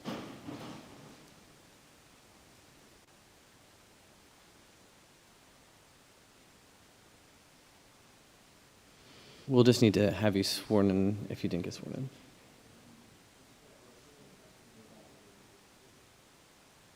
I do. Hi, everybody. My name's Dale Peters. I currently work for Julio. My last years, I've worked construction all my life. My last years of working, I worked as a laborer out of the labor union hall right there in that building. I'm a retired electrician. And I also worked for the United Steelworkers Union. So I've been a union man all my life. This building, I've been working on it for, 13 years. I work on a lot of buildings for Julio. It's just a part-time thing for me because I'm retired. I work 3 days a week when I want to, and, you know, come and go when I want to, do what I want to. But that's the kind of job I guess everybody wish they had. But I've been working on this building, and it feels like a part of me. Really does.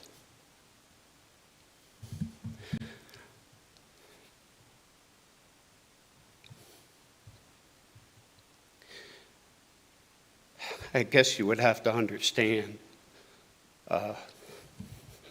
When you work a union man like I have been all my life, to see a building like that start to fall apart. You know, it breaks your heart, really does. And I've been doing a lot of drywall work in that building, you know, fixing drywall and fixing things and keeping things running. And right now I'm building a walkway through the ceiling in the hall upstairs in the 3rd floor. Well, it's a walkway for Julio because he's short. For me, it's a crawl space. But I'm building a walkway through there so you can get to the lights. I tore the ceiling down in the hall. It was a suspended ceiling that they put up, I think, in the late 60s, early 70s. And when I did, I exposed the ceiling, which is another, like, almost 10 foot higher than the suspended ceiling.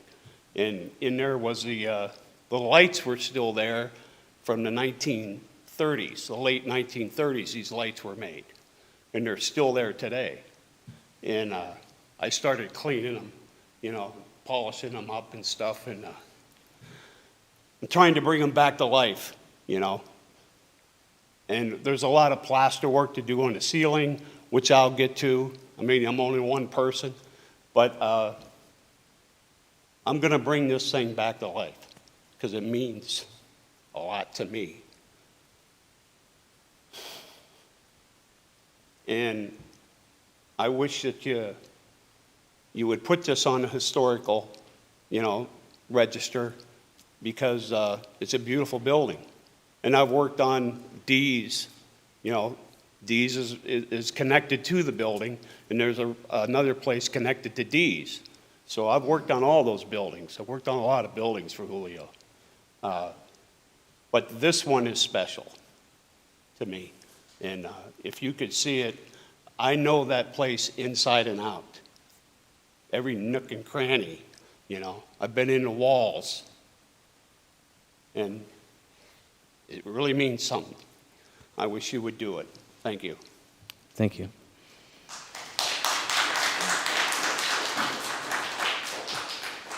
Is there anyone else who would like to give testimony in support of or against?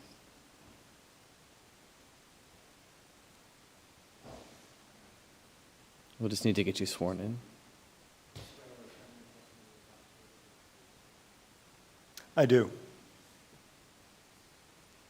Well, hi there. My name is Edward Kranz. I am the current tenant of the Erie Labor Temple. I am a bookbinder by trade. I do conservation restoration work. And I started a company called Erie Labor Works because someone already has Erie Labor Temple. And I can't find them. But we've heard testimony about Julio Reyes's character back when we had the Manticore. Mr. Falcone gave us a really good overview of the building's history at a high level. And I was really touched by Mr. Peters' poignant testimony. I've been watching this man work over the last couple of months as I've been setting up inside this building, and the passion and the skill that he puts into the building are incredible. What I would like to talk about, since all that other stuff has been covered, is what does this all mean? We put this building on the registry, and I'm not trying to talk you out of it. I absolutely think this building belongs there. I have a background in construction. I had a company for a better part of 12 years. With that company, I was on both sides of the union at one point or another. I was an aircraft mechanic at Boeing. I was part of the IAM machinist union there, so I have a lot of respect for the union. I also have some other opinions about unions, but they did help shape this country. And I think it's very important. This building has architectural features that we need to preserve. There are a lot of buildings that don't necessarily deserve to be or can be put on the register and saved. This building has incredible bones, it has incredible history, it has incredible people working with it, within it, on it, and buildings survive when they're populated, when they're used. If they're not used, they fall apart, which is where I come in. I hope to be the next owner of the building in the next 3 years.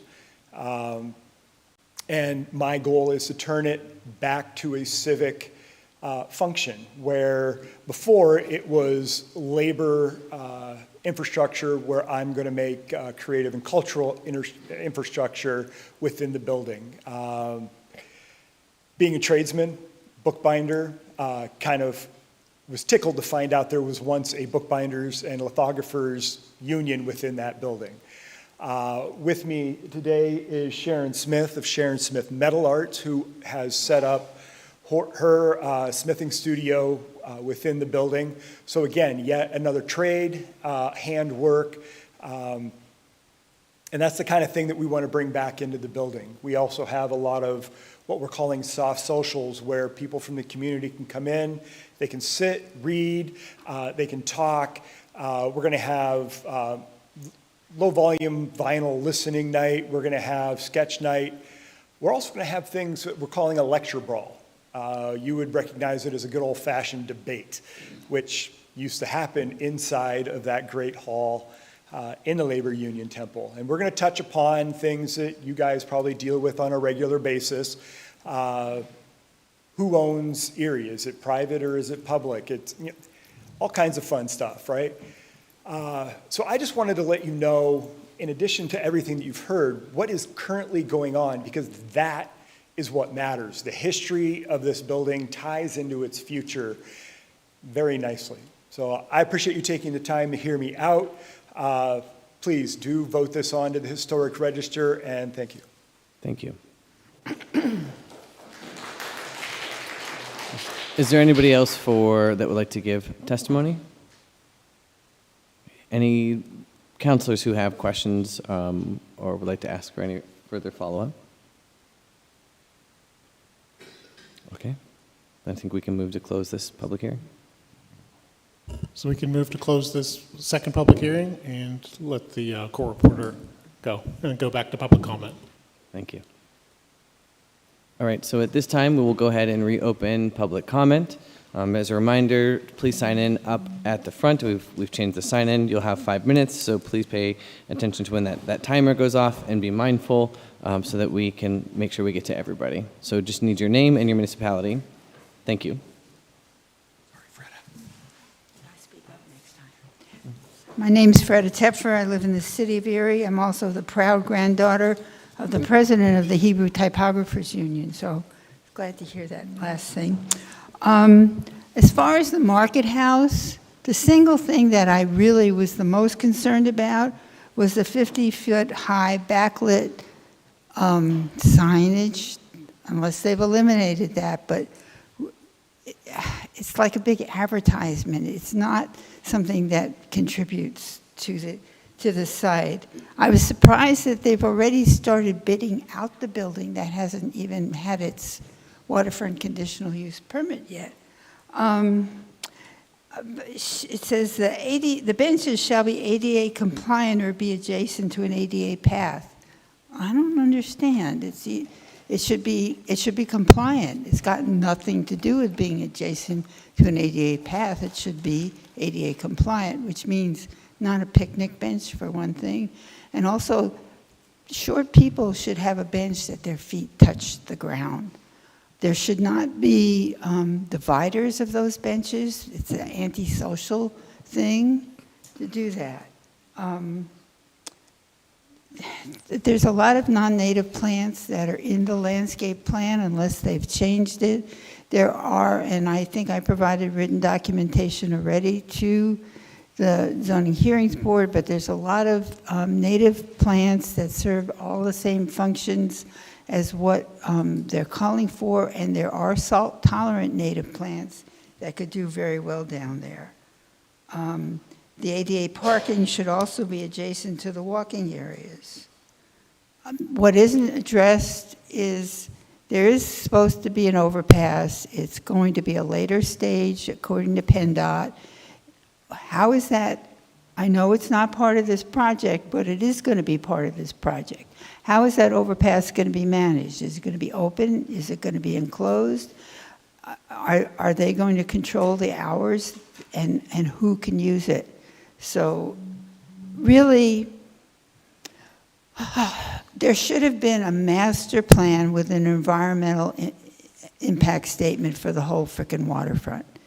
And this is being done piecemeal by piecemeal, and I really think it's not being done right. And one statement I just found so objectionable is that there was a statement, well, we were going to have a grocery, but the Country Fair grocery is doing so well, we don't need it. The Country Fair grocery is an absolute joke. It's not a grocery. It's a convenience store. It's not something that a person on a budget could buy food in. So I found that offensive. And I am, as I heard Andre during the beginning of the meeting say, I'm concerned because I know that the county's on the hook for some of the debt that Erie Events incurs. And this is yet another nonprofit that won't pump any tax money back into the city. Now I have a few other things I'll run through quickly. 11th and Sass, there's a curb cut. Now was it always a curb ramp installation, or it's on the southwest corner? Or was it started out as yet another one of National Fuel's projects? But there's not proper sidewalk closure that a person with a visual impairment would know what the hell is going on, or that somebody coming from the north who's crossing with a visual impairment would know that there's no sidewalk for them to land on. Once again, I would like to know, there are over a dozen, maybe 25 cars from the buildings, the businesses across from Brabender Park who park there, I believe, for free by an agreement with the prior city public works director. Why is that happening? And there's also months and months of the National Fuel contractors' trucks and their garbage piles, and we're headed into the baseball season, so I don't know when are we going to get our parking back. I think that if the businesses on the other side of the street are going to get to park there for free, they should pay to put in a sidewalk along Brabender Park.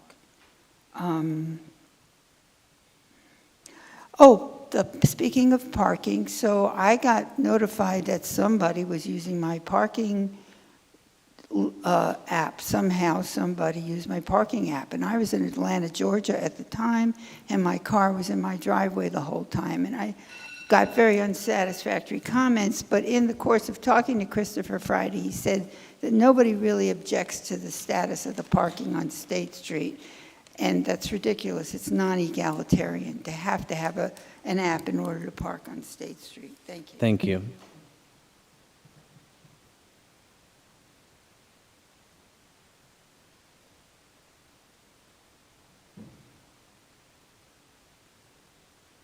And by the way, you're not asking for the phone address, it's the phone number. But this is not a good system.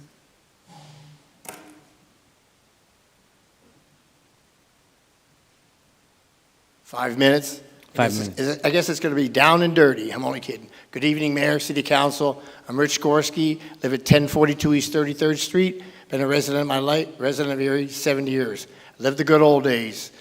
It was great growing up in this city and raising a family. But things have changed. My youth and long blonde hair are gone forever. Now I'm a grandpa with gray hair. No problems. Okay, on the serious side, city's financial issues, taxes, surcharges, and fees. I think we've had enough, okay? We don't need it, we can't afford it, and a tax tsunami is coming, okay? We don't need it. Millions of dollars in property tax the city gets, $1 million from the rescue plan, $1 million from the water sale. That's a lot of money. A few $1 million from the storm sewer fee, which we all know is a backdoor tax. Probably a few $1 million left in a rainy day fund, okay? City housing money, franchise money, monies from census, which is probably gonna come to end, grant money, city income tax money. On top of that, Stock market. The last 4 years Schemmer was mayor, he's a vice president of a financial institution. Okay, the last 4 years, the S&P was up 55%. Dow Jones was up 39%. NASDAQ was up 46%. The city should have been making money on money, you know, but the city doesn't really have a revenue problem. They got a spending problem, okay? And the people can't afford it, like the last gentleman spoke. Times are tough out there. You know, for our seniors, it used to be prescription drugs and heating a house. Now they're throwing price of gasoline and the price of food. Enough's enough, okay? And a tax tsunami is coming. We all know what a tsunami is. It's a tidal wave, okay? So I'm talking about a tax tidal wave.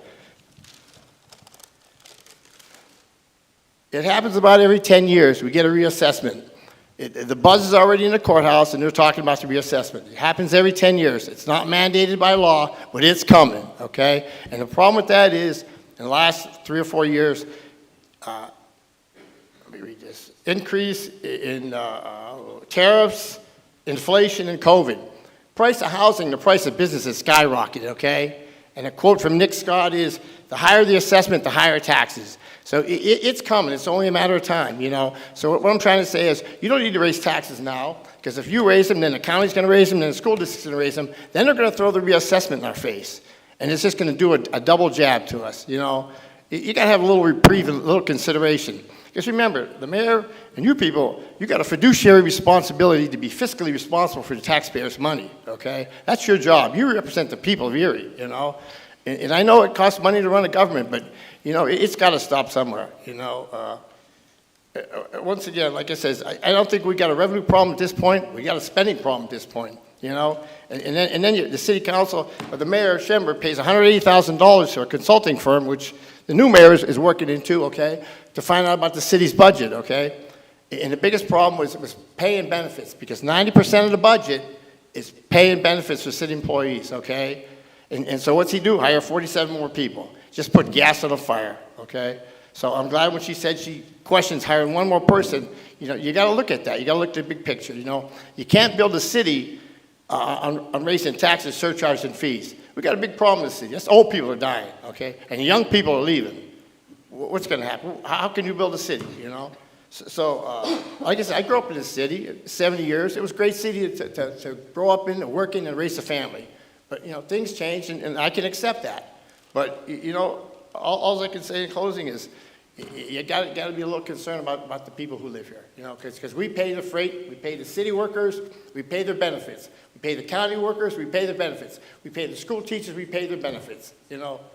So you got to look at the big picture, you know. And the saddest thing about living in the city that I've seen in 70 years is the youth are leaving. My grandkids graduate, they probably ain't gonna be in here, you know. And that, you know, because when I grew up, it was all about the love of family and friends. Now it's all about love and money.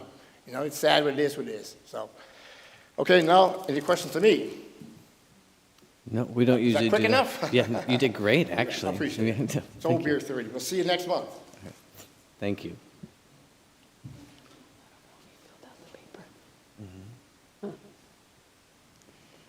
Hello, Martha Wachuku, City of Erie. Thank you all for sitting up here and doing what you do. I often feel bad for you because you are blamed for a whole community's problems. Someone reframed on the internet the other day that we don't actually have a cost of living crisis. We have a cost of greed crisis. This city has a lot of money. I want to celebrate Mr. Cooley's event this past Sunday. He hosted a intersectional town hall down at 1020 Collective. And there were a lot of stories that stood out to me.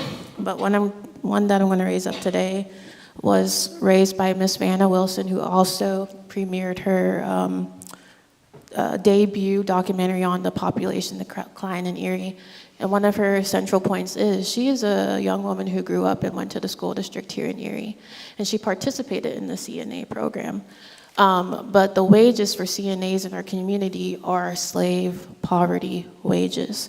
Who's paying those wages? It's a lot of the multi-million-dollar, billion-dollar businesses in this community. The city being broke is partly, yes, we have a lot of large nonprofits in our community that don't pay taxes that you as city council and the executive don't have the power to tax them for, but they're not paying wages that are livable, and they're also not paying their taxes. So something's got to give. Our community needs more. We should demand more. And on the state level, I have actually little patience for us saying we don't deserve more as a community. I know we're not the same place. I know we're not the same kind of government, but I just watched, 1 or 2 weeks ago, New York City balanced their budget without cutting public services and even adding free childcare services.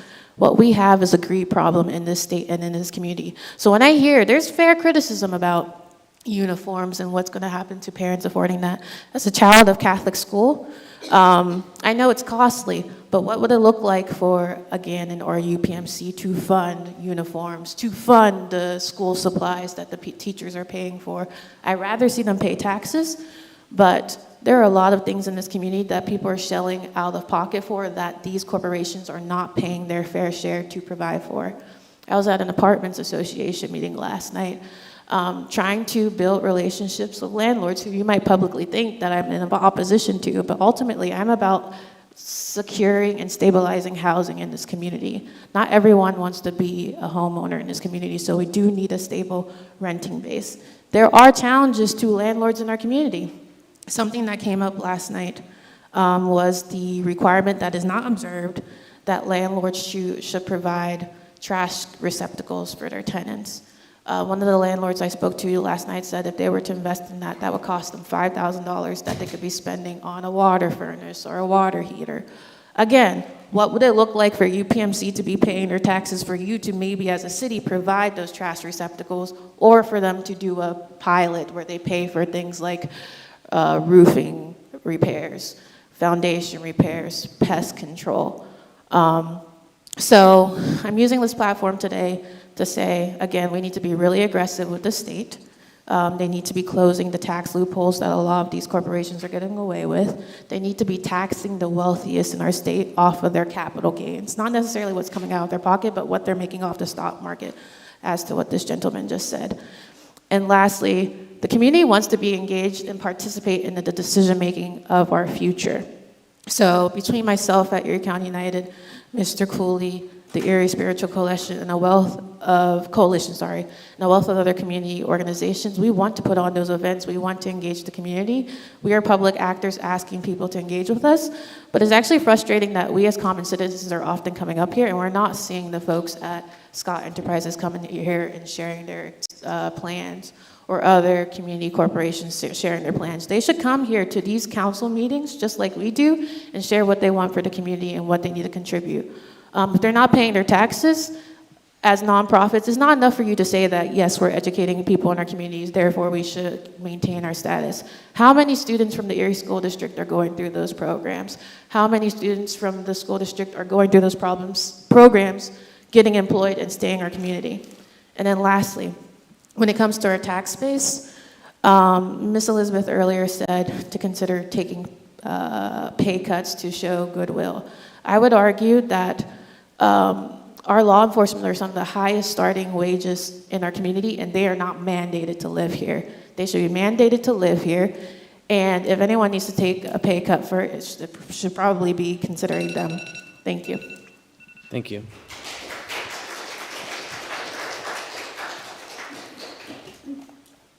Hi, Cindy Schreiber, born and raised in Erie, now live in Edinburgh. First of all, Dr. Titus, I just want to commend you on your integrity for the previous conversation about having a presentation on reentry. I just thank you. At the last city council meeting, when asked about the funding for this reentry program that was forcibly and suspiciously taken from an independent nonprofit, Mayor Devlin said that the city has historically paid for a caseworker for the reentry program out of CDBG dollars, and that has been done for many, many years. And this year, they were asked to not send the money to the Y, but to send it to the county and to move our funds, which we agreed to, and then fund a position and a half. Council was told that they would be approving and made aware of that information in June, and I guess maybe now July. I'm curious as to how many justice-involved persons will be affected by the inadequate or non-existent services by that time. I would like for the record to inquire as to whom did the asking. Who asked for the money to be moved? When was this ask made? What process was followed in requesting this reallocation? What research was done to determine the continued financial commitment and community support of a new bureau in probation and parole department affiliated with the gun task force participants that killed Marcello last summer? I'm confident that those who love him would not want their tax dollars invested in a risk like that. Where is the paper documenting this ask? Should we file more right-to-know requests? Should we seek independent counsel? Once taxpayer dollars are being paid or being used to operate a public program, counties and cities are expected to follow some type of transparent procurement process before transferring funds or programs or creating programs under other entities. That's a request for proposal, request for applications. This gives qualified organizations an opportunity to apply, outline how they would run the program, provide budgets, staffing plans, outcomes. It's meant to ensure fairness, transparency, and accountability with public funds. If a county-funded program was closed and then essentially replaced or transferred to another county agency program using public dollars, we have a right to ask, where was the RFP? Where was the RFA? Were other qualified providers given an opportunity to bid? Was City Council aware and approving of this transition? Was there documentation explaining the competitive procurement and why it was bypassed? Even when our local government technically has some flexibility, there are best practices because it protects taxpayer dollars and prevents favoritism and nepotism. This is law. This is outlined in the Pennsylvania Procurement Code, Title 62, the County Code, Title 16, County Procurement Policies and Administrative Codes, federal grant requirements. What makes this especially concerning is that we talk about that some of this money that we are paying for this reentry program, 1.5 staffing, is actually from CDBG funds. That's federal money. CDBG funding comes with federal compliance requirements tied to HUD, which generally emphasize open and fair competition, documentation, conflict of interest protection, and proper procurement procedures. So if ECRSSA was closed and the programming funding was essentially moved and shifted without a public RFP, without a formal application process, without open bidding, without any justification, we have a much bigger problem and continued issues with transparencies that are not being acknowledged. There was no bid. There was no public process. The money was moved. We don't know who asked. We don't know when it was moved, how it was moved. It wasn't documented. And it's done with federal money. Federal money. This is so bad. Mayor Devlin, you publicly campaigned on transparency and accountability in government. When decisions involving publicly funded programming occur without a clearly visible public process, it raises concerns and questions from the community. At the very least, our laws and best practices dictate that the council should have been involved with the submission of an ordinance. The most detailed would have occurred a notice of intent to request to release the funds, much like you did in October 2025. Time for public comment, review of objections to release of funds. There would have been an entire process that should have occurred when you move money that is especially federally oriented. My concern is the relocation of and moving of this money and funding of additional jobs combined with the creation of a new bureau is being done without checks and balances. Is it even legal? The people who were here earlier said that they don't even have statistics on recidivism or any of the metrics. You guys all got those. I emailed those to you. You have them. So I just want to ask if moving this forward makes you complicit should another person be involved in a beating or a shooting this summer. Thank you.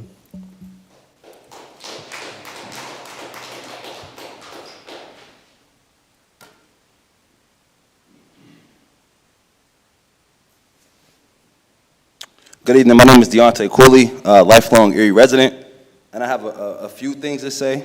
I was up here 2 weeks ago, and I was speaking for my concerns for the lack of consideration for the black community, and it wasn't just a SPCP thing or whatever the case may be. What I will say is after I made my statement, I did see the mayor meeting with Mr. Crenshaw, and thank you for that because Mr. Crenshaw has been being railroaded in this city for years, and he's been offering affordable housing regardless of the opinions that people have about him. Like, he's been providing housing for people, affordable housing within our area community, specifically on the east side. So thank you for acknowledging that and recognizing that. But another point that I wanted to bring up is, and Marty brought it up, we recently had a town hall on intersectionality. And it was very strategically planned. And this is not the first time that we had. The first time we had one, I actually invited Chuck Nelson to be a panelist. He was a city council person before, and at that time, only one person from city council showed up to, I guess, support their colleague or to hear what the community had to say, which concerns me is because when city council people are speaking to the community, why aren't other council people showing up? There's only 2 new faces up there from the last time, and none of you all showed up. I also asked the mayor, hey, why don't you come walk in some of the neighborhoods? We've been seeing you all on social media, taking pictures, going to people's organizations and stuff like that, but when we talked about intersectionality and we're talking about the people in our community, there was no presence from our mayor. There was no presence from the majority of our council, and that wasn't just about black people, which makes me wonder, like, are we being heard, or do we have to be some type of organization? Do we have to actually have titles? Do I have to cut my hair and shave my beard for people to say, hey, I can take you seriously? You know what I mean? Because even, like right now, when other people were talking, they had your full attention. As I'm talking, I don't have any attention from you. But that's okay, because it shows the disregard for us as people. Because there was a point in time when you were running for mayor, the first town hall you showed up, when you were running for mayor, you were all in our community. Now that you are the mayor, you and I have had conversation. I have yet to hear from you. The last message I actually sent to you is happy birthday. Nothing from that. So it makes me wonder, like, were you coming into our community to say these things so that you can get into this position, and now it's just behind the scenes conversations? Because we are not having behind the scenes conversations about the advancement of black people. And I also want to say another thing. When you all are making phone calls to talk to different people and organizations as far as, well, hey, what can we do? How do we help black people? How can we speak up for black people? Believe it or not, those phone calls come back to me. So when you're calling organization head leaders and you're talking to people who are executive directors, my phone rings and they're saying, hey, Deontay, I got a phone call from this person. What should we do? So I'm not exactly sure why is it that, like Marty said, when the community wants to have concerns and speak, why is it that we only have to come here when we're going to meet you where you are? So do we have to have 100 black people come down here and stand at this podium for 5 minutes and hold you guys in here for 8 hours for you all to start taking us into consideration? Like, we're talking about the water. We're talking about EDDC. Again, what about the east side, the upper parts, the poor areas of Erie, Pennsylvania? And it seems as though the conversation is speaking on deaf ears, and I'm not coming down here to ask for permission. I could care less if you show up or not. It's to the point now to where we're not asking for permission. We're making things happen. If we have to go outside of this city to get funds, if we have to go outside of this city to get resources, we're going to do that. But it gets to a point in time where you see there's a population of people who are tired, who feel as though they are not being represented, who feel as though they're not being considered or talking to, and it's like, okay, maybe later, because we got to talk about Nick Scott. Maybe later, we got to talk about EDDC. Maybe later, we got to talk about Erie events. When do we start talking about the East Side and the strategic plan for the East Side outside of Erie Insurance, outside of the Hammond Health Foundation? What about the actual people who care? Because the council is responsible for the infrastructure, but you are responsible for the people. So when you have 120 people, very diverse crowd, talking about their concerns and speaking their concerns, one representative coming from the organization is not enough.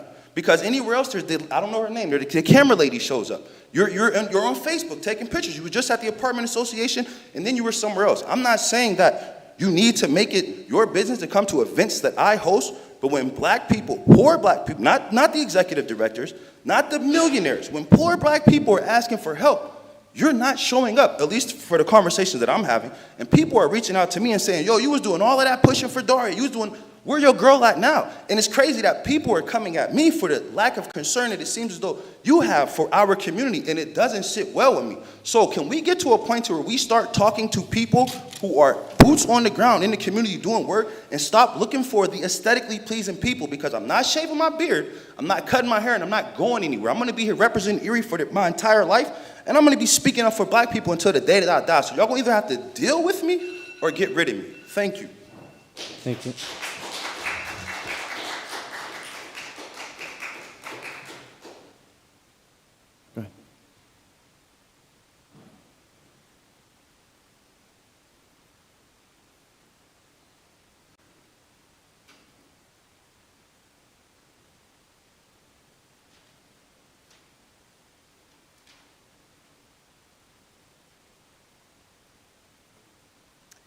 Hello, Hello, my name is Julia Jacobs, and I live on the east side of Erie. I did not have anything prepared to speak today. I really just came to listen.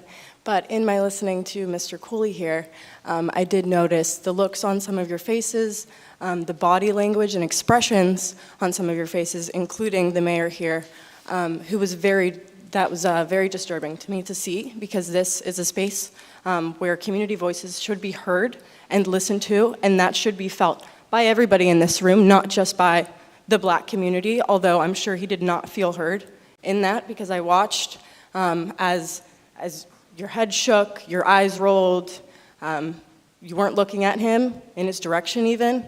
That's very disappointing to see, especially as somebody that rallied for you and that campaigned for you through Erie County United. So I would just like to point that out, because that behavior is noticed and noted and will be addressed in the future. Thank you.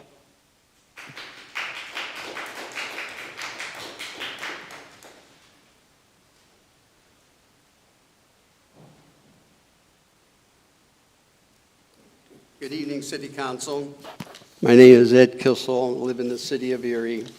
I'd like to speak on the agenda and maybe a clarification to start with. Under old business, on the second page where it starts with the Market House down on the bayfront, there are conditions that are listed, and then at the end of that, there are other recommendations. Is that just for, that's the solicitor, is that just for the Market House, or is that going to be a change in the complete zoning?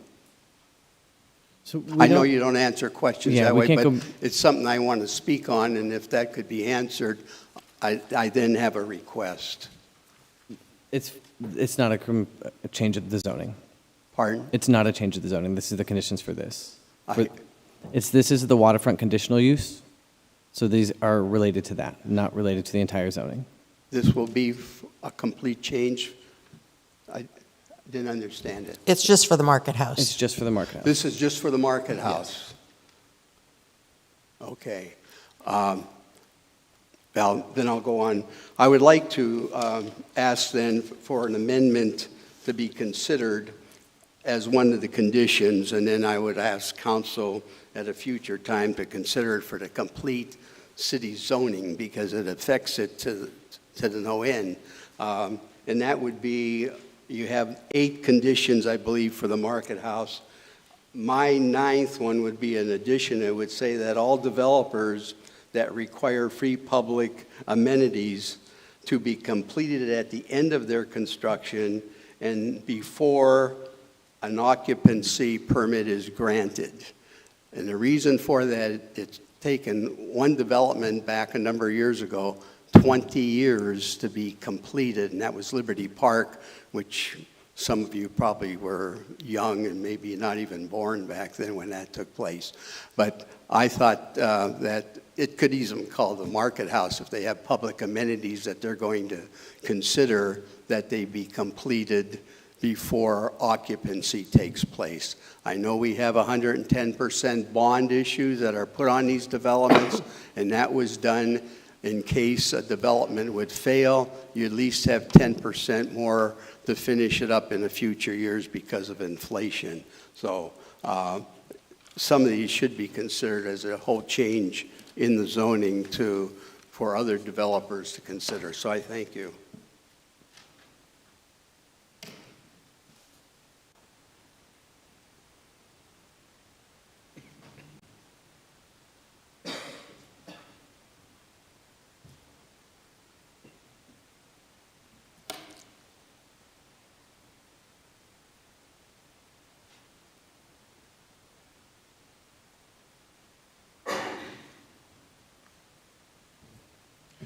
Good evening. My name is Henry. I live in the city of Erie. Now, if my memory serves me correctly, I believe about 25% of all people who live in the city of Erie are below the poverty line. And, you know, I even think now it's like, you know, I think the poverty line is like $17,000 for an individual or like $19,000 for an individual. I'm like, I don't even know how people live on double that or even 2 250% of that, you know, and one of the speakers earlier was talking about how we need to be getting the wealthy to be paying their fair share in taxes. And I just recall when there was Erie Day down in Harrisburg, was there pressure on state leaders to, you know, find the will to tax wealthy people in Pennsylvania more? Are you working with your other city partners in Pittsburgh, Philadelphia, Altoona, Scranton to try to organize together to maybe have the state of Pennsylvania authorize cities and other municipalities to tax these people more, to get around all of these legal loopholes that people have? You know, someone was speaking, believe it was Mr. Cooley who was talking about, you know, photo ops and everything. You know, I saw the photo ops from Erie Day down in Harrisburg. Where is the pressure from the city here to demand more from the state partners about getting the funding? You know, we're talking about how we don't have funding for this, we don't have funding for that. We have to get rid of some fire admin. We have to get, you know, consider cutting, you know, other contracts and this of that nature. You know, we have state partners that are supposed to be helping the city with all of these funding issues. I mean, the federal government's already abandoned us, so it looks like we have the state left at this point. So, I mean, we're talking about a cost of living crisis that is out of control. And the city even is experiencing a cost of living crisis, it sounds like, from a government perspective. So, I mean, are you guys demanding enough from state partners? Are you guys demanding enough from federal partners? Because it obviously sounds like there isn't. And the wealthy, you know, they basically own Washington. I mean, they practically own Harrisburg. And, you know, I walk up and down State Street, and I think Erie Insurance owns, I don't know how many square miles at this point, you know, and, you know, UPMC and the Scots and the White Lodging down the Bayfront. I mean, it's honestly kind of gross how much space they can occupy while there are homeowners and renters on the Lower East Side that have to wonder, am I going to be buying, you know, chicken from a can or actual chicken? Because I have to decide between nutrients and just being able to eat in general. And it's honestly kind of sick to watch, you know, some people here be dismissive and some people here not pay attention to those that have real concerns here. And I just really hope that this city, the councilors, the administration is really using every tool in their disposal. Because when I look in these meetings, when I look at these hearings, the priorities all seem to be on, what are the wealthy going to bring to this city and to this county as well? And, I mean, do we not forget that the 100,000 people who live in the city is what is actually producing the value here in this city? It's not the people who just simply own the land. It is the people who actually work and live here that are providing the productivity necessary to facilitate all the nice things about the city of Erie. Whether it's the nurses in the hospital, the bartenders down here on State Street. I mean, it's all of the working people here. And I'm just witnessing every time I'm in one of these meetings that they're happy to say yes. Let's just say yes to every single contract with the private developers and private enterprises. But, you know, I mean, where is the direct funding that's going to the streets here? You know, I mean, we're in construction season right now. And, you know, it just sounds like we're letting all these private developers, these private contractors kind of do whatever, and there's no accountability for anything. You know, I mean, don't even get me started on Perry construction, but please consider your priorities. Thank you. Thank you.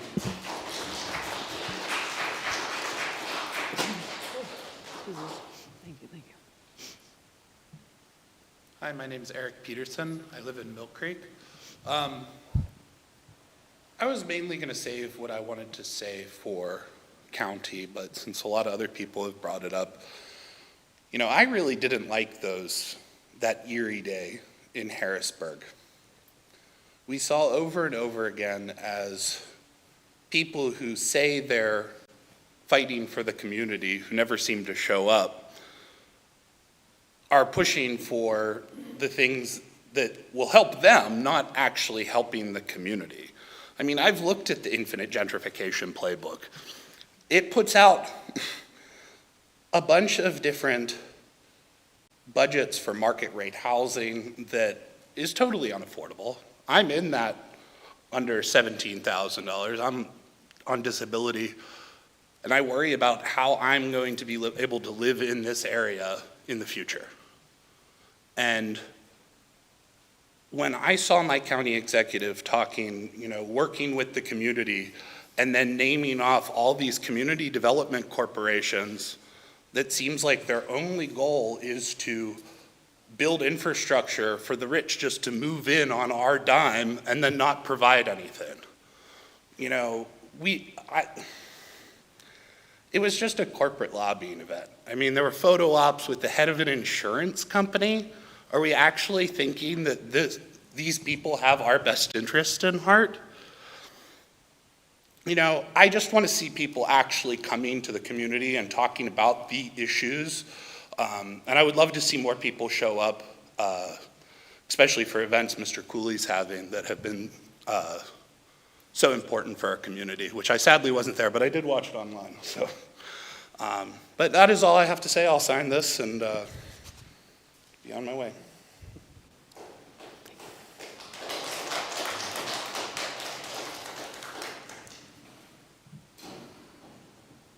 Is there anybody else that would like to speak? Anyone else that would like to speak?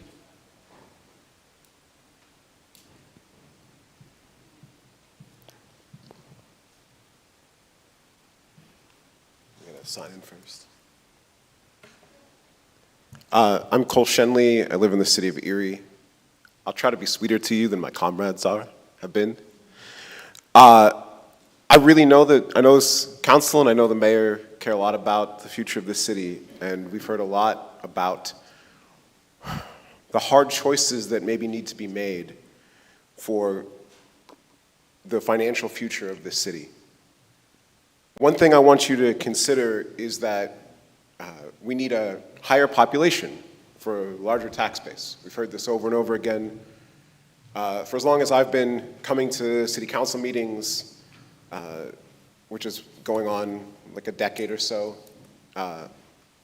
Heard the previous mayor and Mayor Devlin talk about we need more people to live here. We need a bigger tax base because unfortunately we worry about the shrinking of the city population and thus the burden that gets placed on the average working person.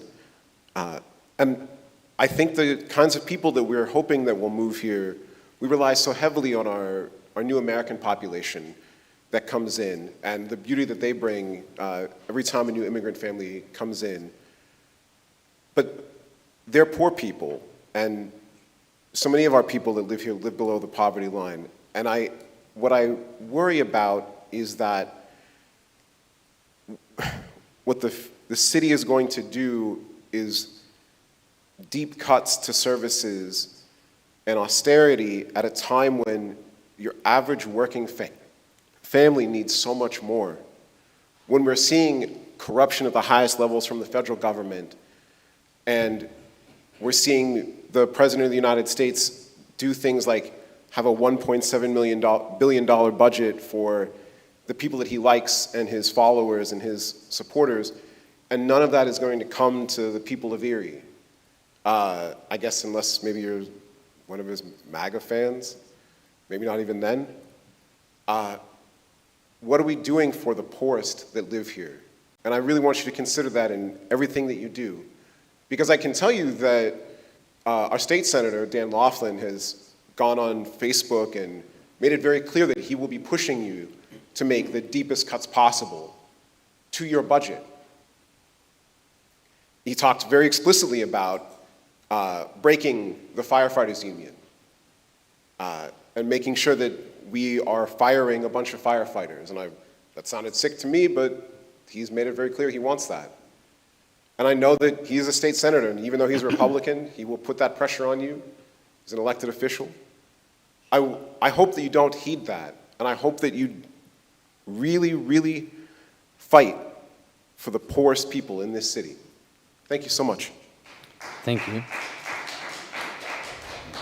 Do we have any other resident who would like to speak? Anyone else who would like to speak? Anyone else who would like to speak? Okay, we'll go ahead and close public comment then. Thank you, Ordinances. everyone who filled out your names and signed. It was a little confusing, missing some of the information in past meetings, so we're trying to make the clerks. No problem, thank you. Ordinances for final passage. Council file number 16605, official ordinance 26-2026, an ordinance appropriating a sum of $500,000 from unappropriated fund balance in the paving and sewer revenue fund for the expenditure thereof. Funds will be used for the 2026 streets paving.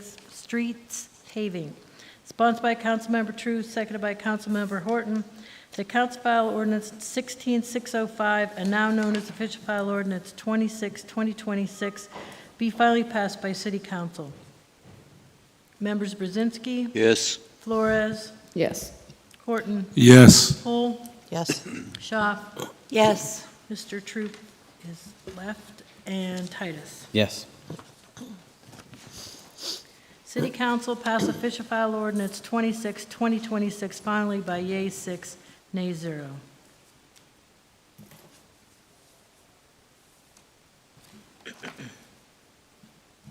Council file number 16606, official ordinance 27-2026, an ordinance appropriating a sum of $1 million from unappropriated fund balance in the liquid fuels fund for the expenditure thereof.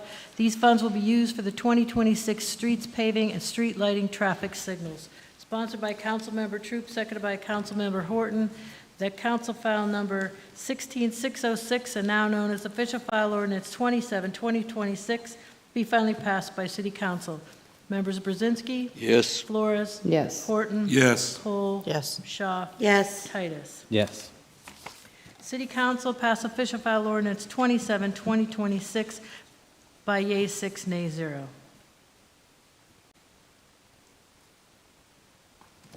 Council file number 16607, official ordinance 28-2026, an ordinance appropriating a sum of $746,320.44 from unappropriated and anticipated revenue to provide for the expenditure thereof for the construction phase of the 2025 Green Light Go funding program, West 12th and Pittsburgh Avenue Signal Upgrades Project.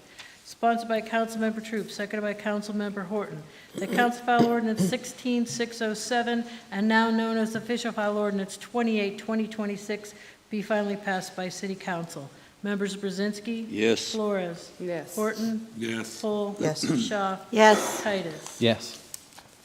City Council passed official file ordinance 28-2026 finally by yea 6, nay 0.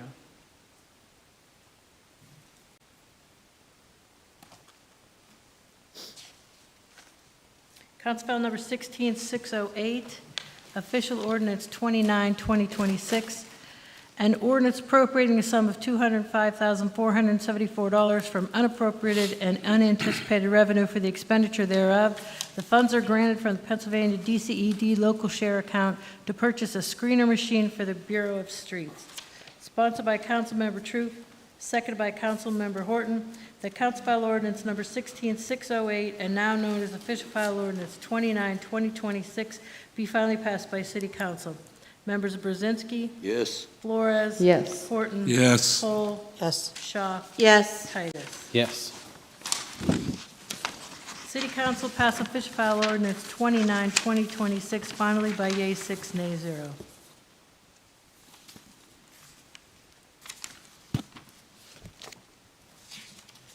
Ordinances for first reading. Council file number 16609, an ordinance amending ordinance number 26-1958, the traffic code of the City of Erie by the installation of stop signs at 3 intersections. Number 1, McCarter Avenue in Pennsylvania, stopping at McCarter. Number 2, Atkins Street and Birch Court, stopping on Birch Court. And number 3, West 39th Street and Fruit Street, stopping on Fruit Street. Sponsored by Councilmember Troop, seconded by Councilmember Horton. The Council File Ordinance 16609, having been read, is hereby adopted on first reading by City Council. Members Brzezinski? Yes. Flores? Yes. Horton? Yeah. Pohl? Yes. Shaw? Yes. Titus? Yes. City Council read and adopt Council File Ordinance 16609 by yeas 6, nays 0 on first reading.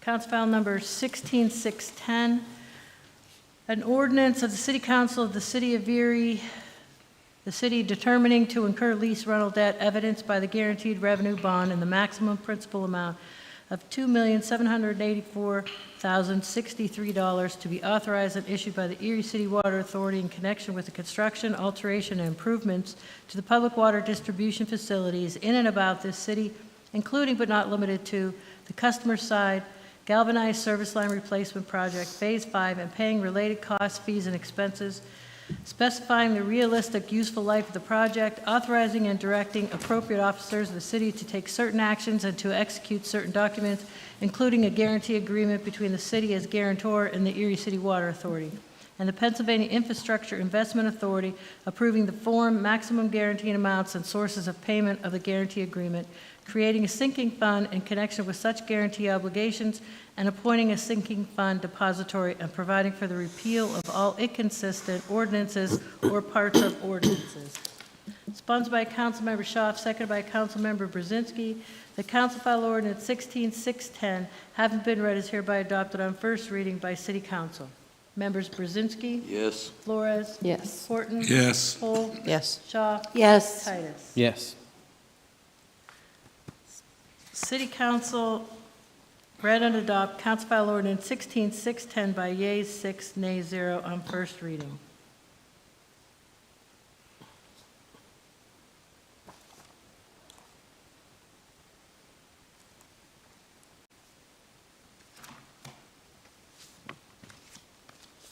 Council File number 16611, an ordinance of the City Council of the City of Erie, that city determining to incur lease rental debt evidenced by the guaranteed revenue bond in the maximum principal amount of $8 million to be authorized and issued by Erie City Water Authority in connection with the construction, alteration, and improvements to the public water distribution facilities in and about this city, including but not limited to the West 12th Street Maintenance Facility Renovation and Distribution System, programmatic financing, Pro-Fi, and paying related costs, fees, and expenses, specifying the realistic useful life of the project, authorizing and directing appropriate officers of the city to take certain actions and to execute certain documents, including a guarantee agreement between the city as guarantor and the Erie City Water Authority, and the Pennsylvania Infrastructure Investment Authority approving the form, maximum guaranteed amounts, and sources of payment of the guarantee agreement, creating a sinking fund in connection with such guarantee obligations, and appointing a sinking fund depository, and providing for the repeal of all inconsistent ordinances or parts of ordinances. Sponsored by Councilmember Schaaf, seconded by Councilmember Brzezinski, the Council File Ordinance 16611, having been read, is hereby adopted on first reading by City Council.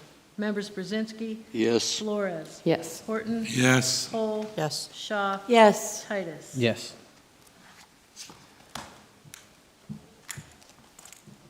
City Council read and adopt Council File Ordinance 16611 by yeas 6, nays 0 on first reading. Okay, we go forward with old business.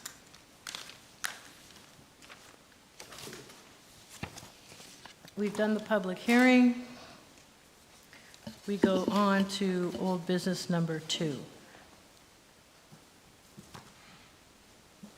A resolution pursuant to Article 7 of the revised zoning ordinance 80/2005 and a public hearing held by Erie City Council on Wednesday, May 6th at approximately 9:30 a.m. in the council chambers, 626 State Street, request to designate the former Erie Manicore Club located at 1607 State Street as a historic building and site be hereby approved, and authorizing and directing the city solicitor to prepare an ordinance to amend the zoning map to reflect such designation.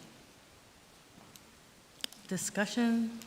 Yeah, Mr. President? Yes. Could you explain to the folks so everybody knows that this doesn't mean that these buildings are not going to be taxed anymore because they are historic buildings?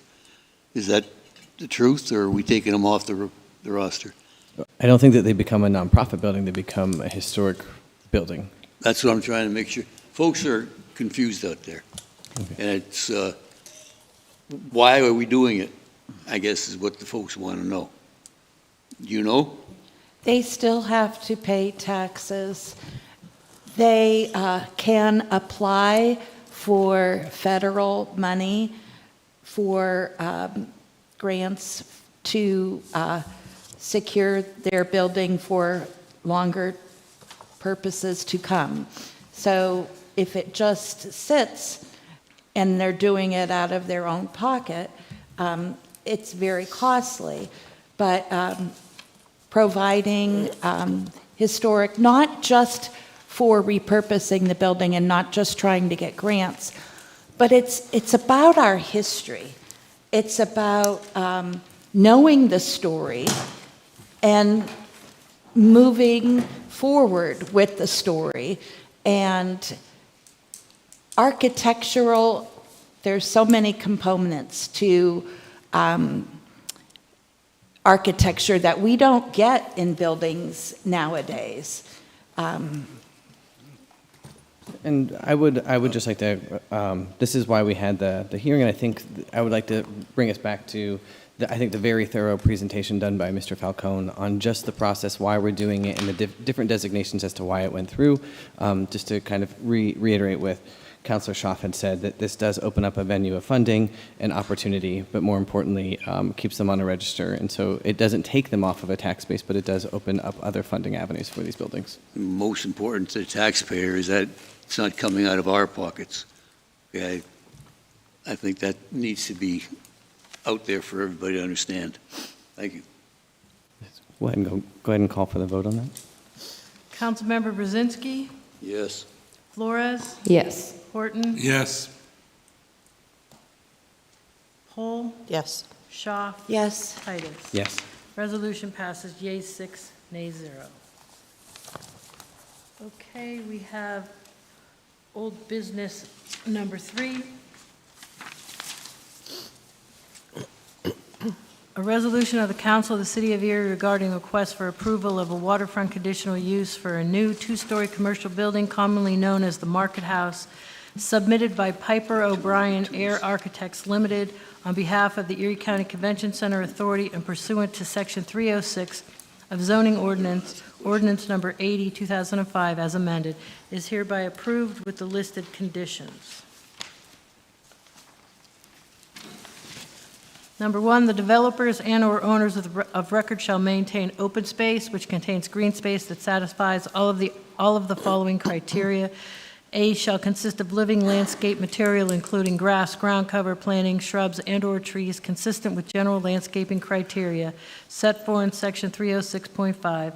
And landscaping shall include regionally native planting materials where reasonable. And B, that impervious surfaces shall not constitute more than 40% of any qualifying open space area, and such impervious surfaces shall be limited to walkways, paths, and bench pads serving towards public use of the space. And number 2, further, the following shall not count towards the open space calculation under these conditions: parking lots, enclosed or screened areas from public view, rooftop amenities not accessible from grade, vehicular use areas, but excluding emergency vehicles access, any area subject to permanent fee-based access or private reservation and/or mandatory public access consistent with Section 306.1. Number 3, further, the developers and/or owners of record shall make reasonable efforts to incorporate bird and wildlife-sensitive measures intended to support the safety of birds and/or migratory species. Number 4, Further, developers and/or owners of record shall design, construct, and maintain the site to be welcoming, publicly accessible, and harmonious in character, and shall avoid physical barriers, design features, or site elements that would reasonably discourage public entry, pedestrian activity, or engagement by citizens and business invitees. Number 5, further, developers and/or owners of record shall install exterior lighting along public access ways consistent with Section 306.2D, and that all light fixtures shall be hooded or shielded to direct light downward and shall not constitute unreasonable glare, defined as light perceptible at ground level beyond a reasonable distance and/or the surface of the bay.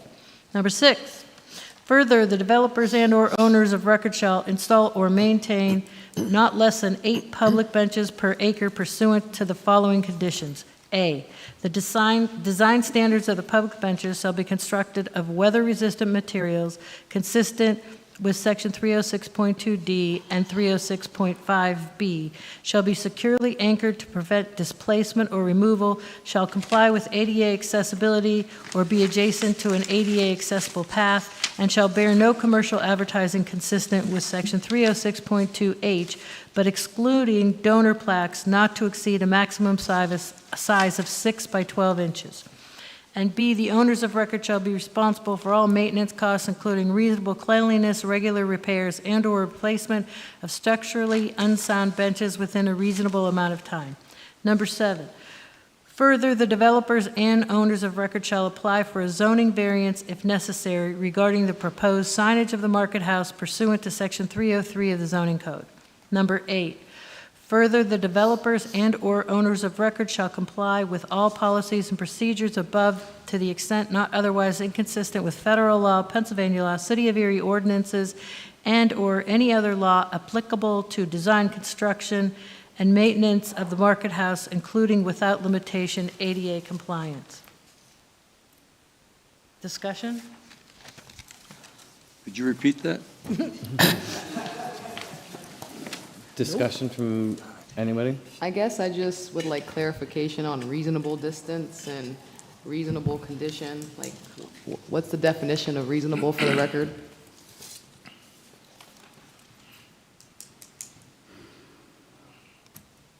Which section specifically? I see on 5 it says level beyond a reasonable distance, and then somewhere else there's another reasonable. Oh, I think the reasonable distance for the lights is that the goal for this provision was kind of in line with the public access and the safety aspect. So I think if you're down there at night after the sun's gone down, you want the lights spaced so that you can see going forward, but not necessarily have them too close together that you can't see. So I think I left, the word reasonable in that point would leave flexibility for the developer or the architect to make sure those lights are spaced appropriately to comply with the conditions about making sure there's public access and the safety part of it.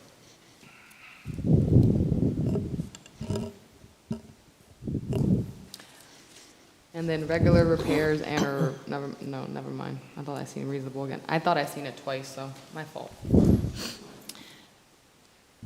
So Mr. Kissel presented to us this evening about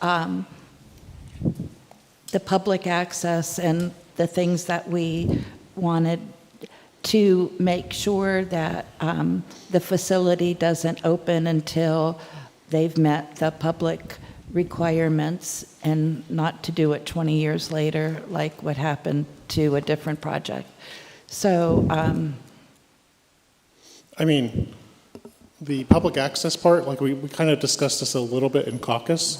So it's in section, so you guys are debating this over Section 306 of the zoning code.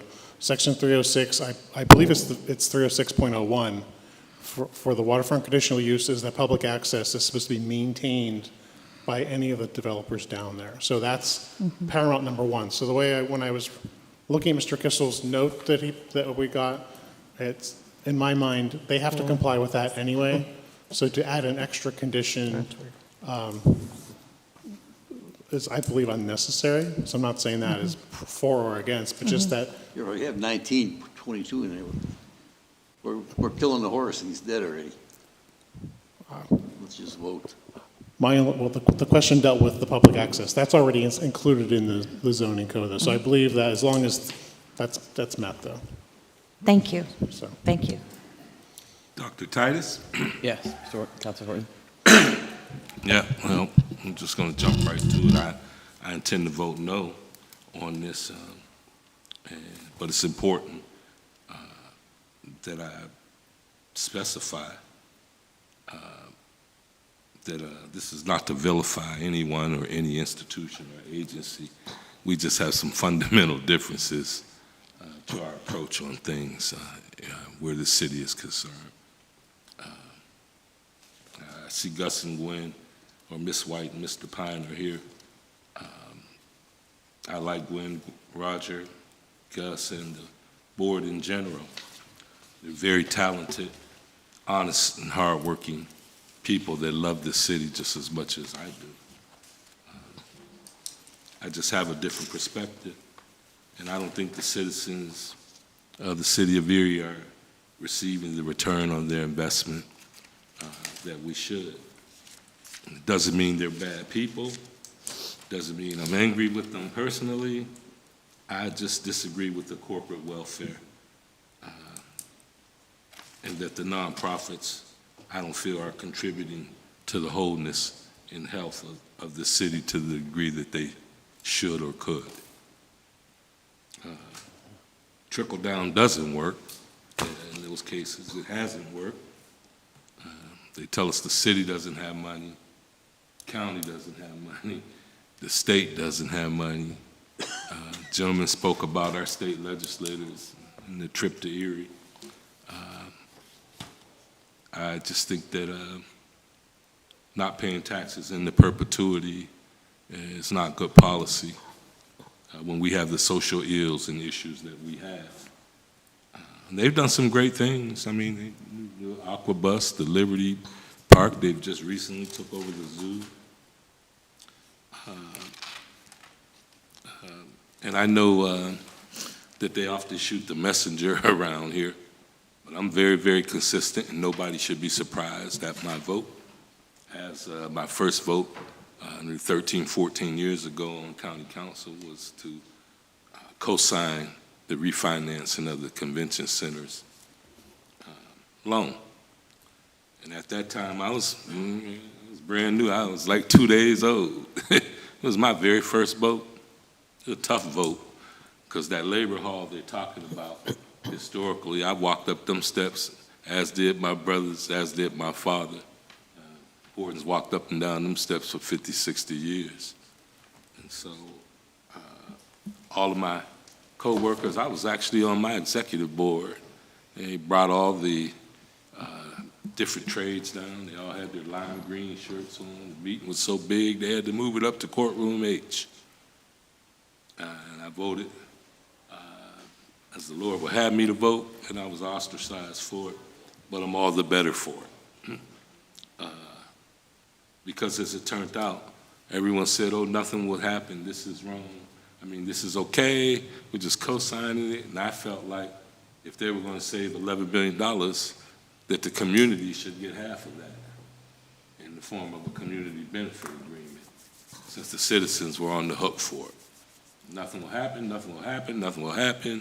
Our 40-plus year accountant, different lawyers from both entities, nothing will happen. Well, something did happen in the way of COVID-19 pandemic. And so as a result of us signing, or co-signing that bond, when COVID hit, of course, we got to pay your bills, or our bond rating wouldn't look so right. So in October of 2020, Erie County forked over $2,907,000.33.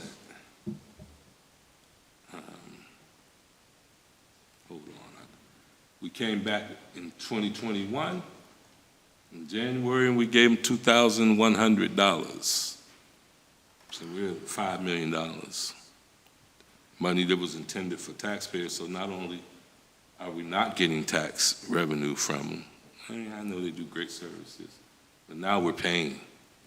So we came back in August and gave them another $2 million. So we gave them like $7 million of taxpayer money that was intended for those people, agencies, institutions who were most negatively impacted by COVID-19, and those historically, i.e. Black communities that were historically discriminated against, as we celebrate Erie's 200, or Pennsylvania's 250 year, or the nation's, whatever. And they do shoot the messenger around it. We've spent it's been over a decade in the making, so I'm not here to upend or try to influence anyone else to upend the thing, because I know $9 million hang in the balance, and so I'm not that big a nut. I'm a nut sometime, but I'm not that big a nuthead. And so our thing is always, it's great for the developer. If we build it, they will come. The tourists get here. And so we talk to stuff, well, okay, well, if the state don't have no money, the county don't have no money, the city don't have no money, we should have a whole increase in the hotel tax or something, because it ain't adding up. The math ain't mathing.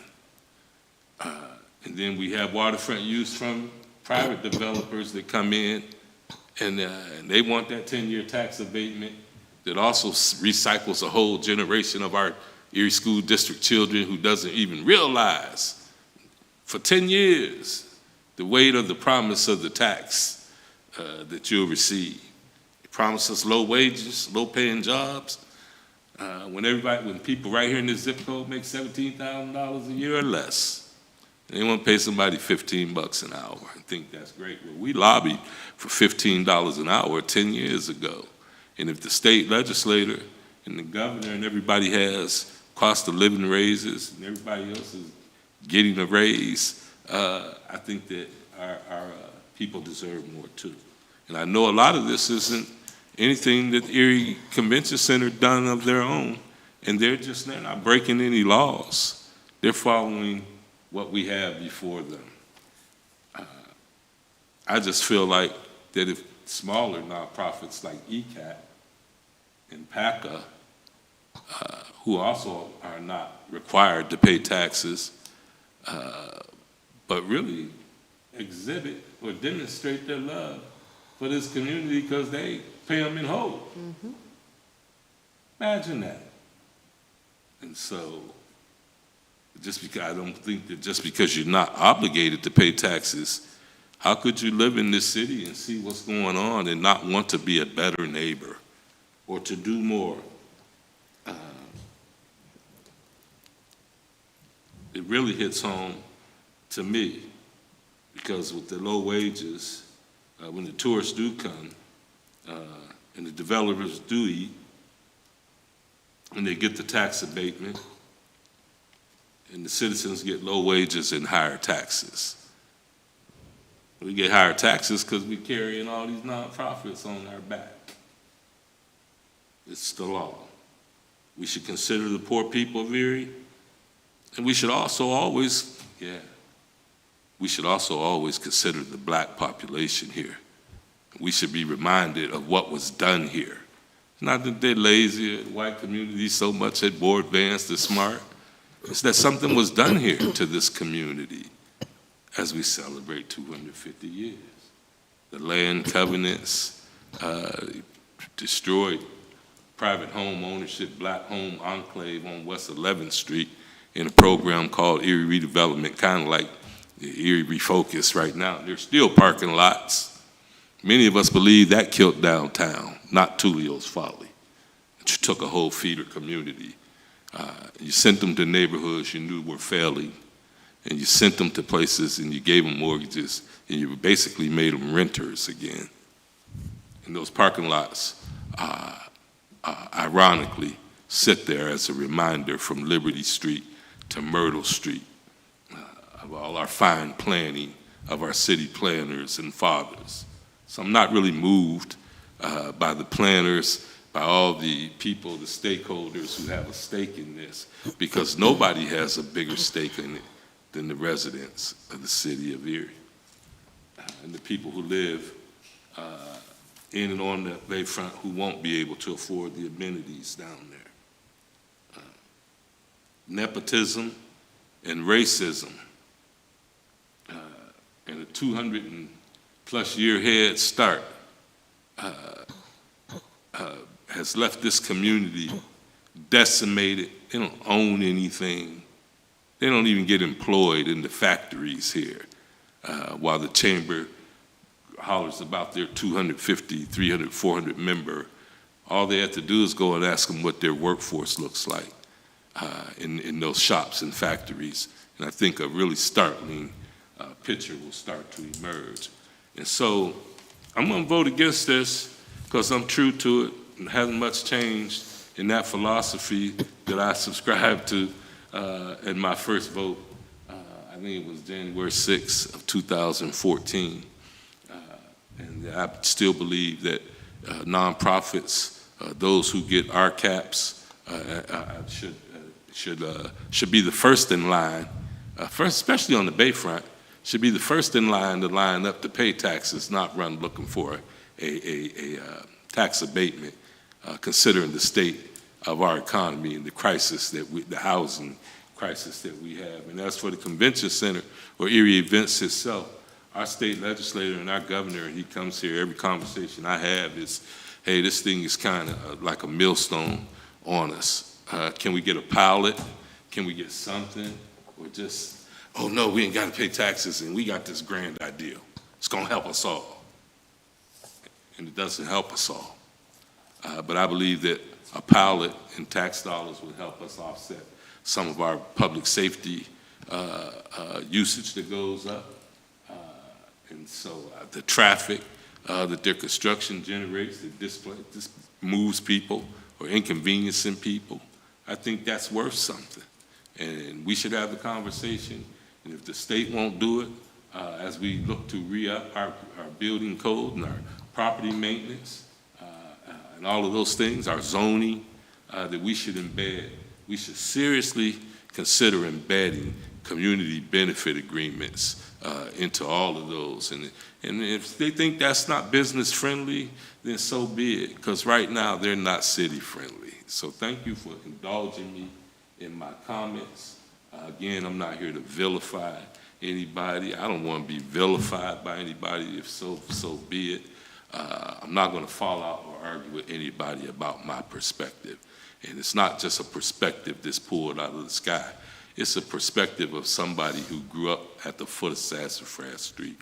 It's the perspective of someone who worked on every leg of the Bayfront Highway, from 26th Street, wrapped around all the way up over the gorge up to Barrett College.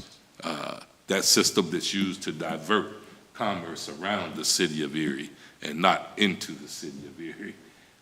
And so it's the perspective of someone who was the labor steward of the convention center and the park and ramp and the Sheraton Hotel.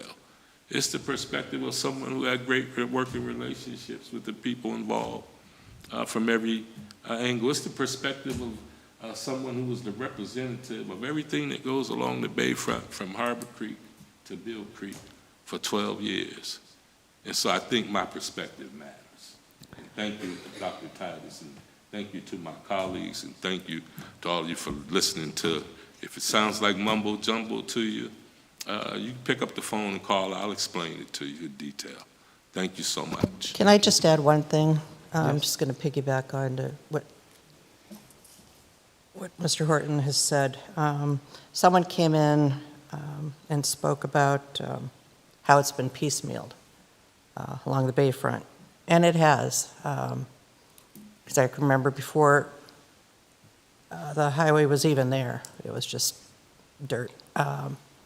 And then little by little, the boat ramps started going in, the marinas, and then we started with the other side and down below, and with not really any regard for the citizens. And it's sad that we're still doing this piecemealing. And it's not one administration. It's been the past 4 or 5 administrations that have started this and have continued through the years. And I don't agree. And like you said, nothing against Erie Events. They've done a lot of good for the city. But they have no plan that I've heard for the marketplace. They want it built, they want whatever, and we have concessions. But I just don't feel good right now voting for it for those reasons. Thank you. And I just wanted to, thank Councilmember Horton for his continuous fight for the students who get left behind. As a young person who went to our school district between 2000 and 2012, we have a lot of issues because of the LERTA and the nonprofit programs that were in our community at that time and then decided to leave when their LERTA was up. So it's just, we have to be mindful about the deals we make to entice people to do things here, and then later it falls on our taxpayers. So I've always said that I don't agree with the nonprofit sector making profits, but also not paying their taxes when other smaller nonprofits have showed that they can pay their property tax. And we have 40% of our property taxes nonprofit. That's why we have the budget issue that we have. 70% of our budget goes to salaries. That's our fire department, our police department, and our public works, along with city employees. So, I mean, if you're spending 70% on the people that you need to run the city, how are you supposed to cut them when 40% of our tax base is not paying their fair share? So as a 33-year-old, I'm not a fan of the tax exempt. I'm not a fan of the nonprofits unless I can tangibly see the impact that you're making for the community. And there's some community organizations that are doing phenomenal work. We just had the Sisters of St. Joseph Neighborhood Network here. They're doing great work in Little Italy. Their footprint shows the investment they're making into the community. So, yeah, I agree with Andre Horton on things have to change. And the only way they're going to change is aggressively making them change, because no one's going to do it willingly, obviously. So, yes, thank you. Okay. We're going to go ahead and call for the vote. Councilmember Brzezinski? Yes. Flores? No. Horton? No. Pohl? No. Shaw? Yes. Titus? No. Resolution fails to pass 2-4.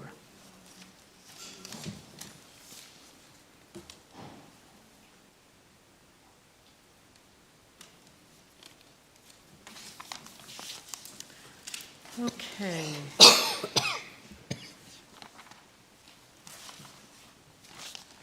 This takes us to new business. So I would ask for a motion to move the balance. So move. Second. Do we have any separations? Yes. Number 4. Number 5, Under contract.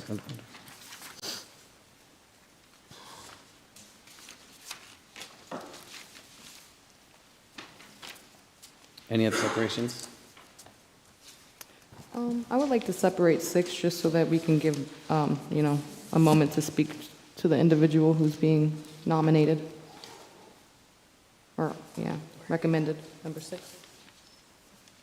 I have 4, 5, and 6. So 5 is under Never mind. contracts, I'm on not something else. not new business, just so you know. Dr. Titus? Yes. I would suggest that Ms. Watson doesn't have to read the entire 4, but I do just want to Speak on it? speak on it. Yeah. Okay.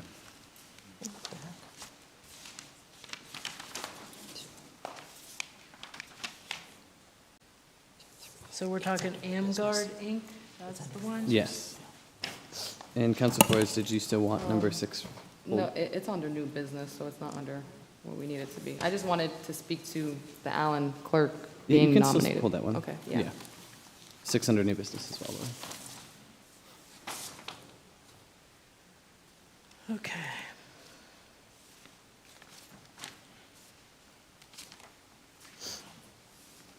We have a motion to move the balance of the agenda.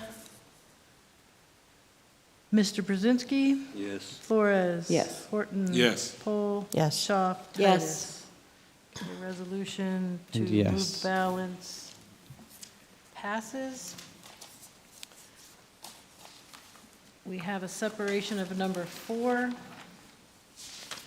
sponsored by Councilmember Schaaf, seconded by Councilmember Titus.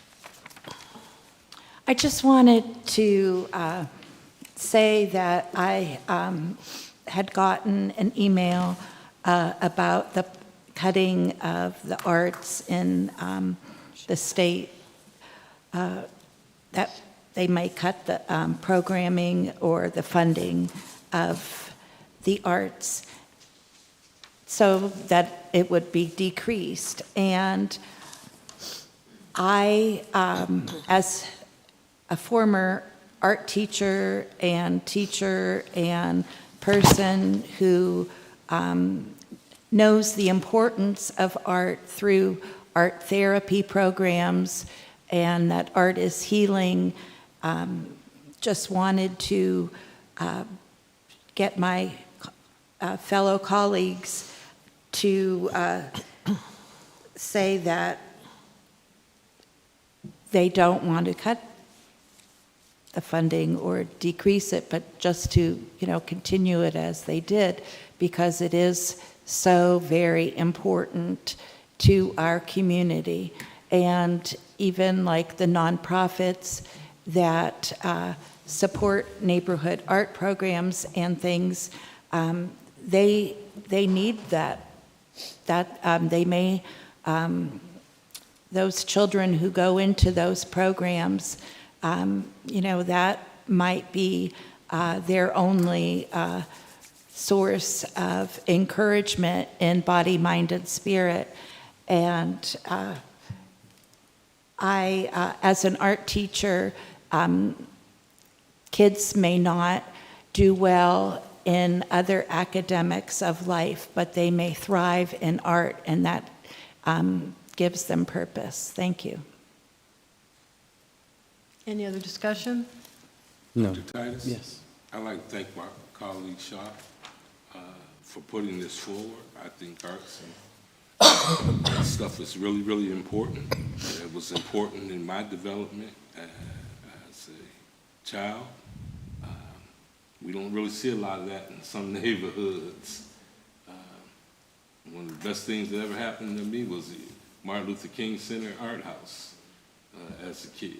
And so when I see the work that the Benedictines do at the Erie Art House, I see how important the arts and music and all of that stuff is to the PALS program, to the after-school programs, to the ECAT programming.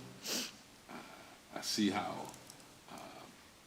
we don't often, not only at the lower level, but at the higher cultural level, for things for adults. I know I keep talking about PACA. I'm kind of a fan these days because they pay taxes and stuff. But I said I'm kind of a fan of PACA because they pay taxes and they have great programming and they do art and they're not required to do so. I know the importance of art and music, and so I'm thanking my colleague for bringing forth this resolution, which I'm happy to support. Yes, thank you, Kathy, for putting this forth, Council, because I'm also a supporter of the arts. I understand that's a form of expression for our young people, and as someone who grew up on 5th Street and went to our inner city schools, the Erie Art House was the only outside of once a week that we got any type of art interaction. So it's a great thing for young people and our children to have. So thank you. I also want to thank Dr. Titus because Dr. Titus did a great job in helping me as well. All right, we can go ahead and call for the vote. Council members Brzezinski, Yes. Flores? Yes. Horton? Yes. Poole? Yes. Shaw? Yes. Titus? Yes. Resolution passes yea 6, nay 0. Okay. Number 6, under new business, sponsored by Councilmember Pohl, seconded by Councilmember Brzezinski, receiving the communication from Mayor Devlin and confirmed by council that Alan W. Clark is hereby recommended to the Honorable Josh Shapiro for appointment as the City of Erie Emergency Management Coordinator by Councilmember Pohl until such time as a vacancy occurs. I just wanted to have the mayor, give a moment to this individual for their obvious resume or whatever qualifications, allowed them to be able to be recommended. Sure, thank you. I don't have his resume in front of me, I apologize. I No, know you're he's good. here in the room. So I think you'll all recall this position was put in the budget last year, Emergency Management Coordinator. We posted for it sometime in February, I think. We received a number of resumes, interviewed our top 2. Mr. Clark was clearly qualified. He has extensive background in emergency management with multiple municipalities. He came to his interview prepared with a binder of what he would do on his first day, which was very impressive. And so, we made him the offer and brought him on. And all that you're doing today is we are appointing him because it is required by law that he be appointed, and we notify the governor that he is our emergency management coordinator. He's hit the ground running, has been doing incredible work. So I think we're already thrilled that he's here, and we're going to see the fruits of his work. Hopefully, let's say it this way, hopefully we never see the fruits of his work, because hopefully we never have a major disaster. But if we do, he'll make sure we're ready. Thank you. Thank you so much. Happy to have you join the team. May I say something? Yes. Okay, so my background is emergency management. Actually, I taught it for the United States Air Force for a number of years in disaster preparedness. So I'm always interested. I enjoyed a healthy relationship with John Graff while he was over at the county. So I know the importance of the position, and with all the trains that come through our city and all of the stuff that they're carrying, I know the importance of having someone competent and engaged and committed to that work. So thank you and welcome aboard. Any other? All right. Thank you. We'll go ahead and call for the vote. Voting on the resolution, Councilmember Brzezinski? Yes. Flores? Yes. Horton? Yes. Pohl? Yes. Shaw? Yes. Titus? Yes. Resolution passes yea 6, nay 0. Okay, we have a resolution sponsored by Councilmember Brzezinski, seconded by Councilmember Titus. The proper city officials are hereby authorized and directed to enter into a 3-year contract with AmGuard, Inc., 600 Main Street, Pittsburgh, for City Hall security services. They are the lowest of 4 bidders.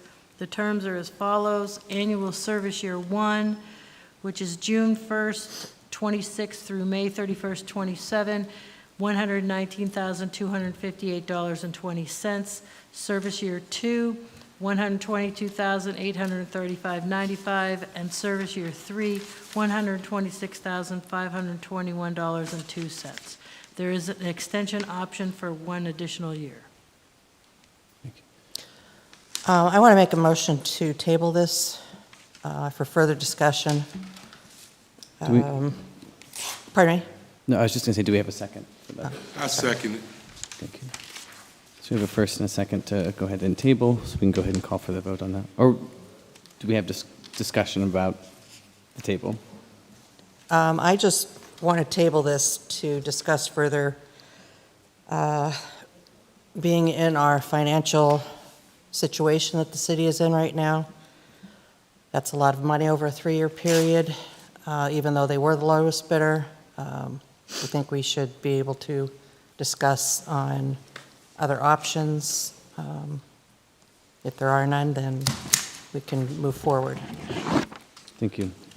Dr. Titus, yeah, because I kind of like where this is going, but I just feel like when a colleague has some further questions, if unless it's something of dire emergency in the time, then I personally like to allow them that time to study the situation and receive any other additional information if some's provided.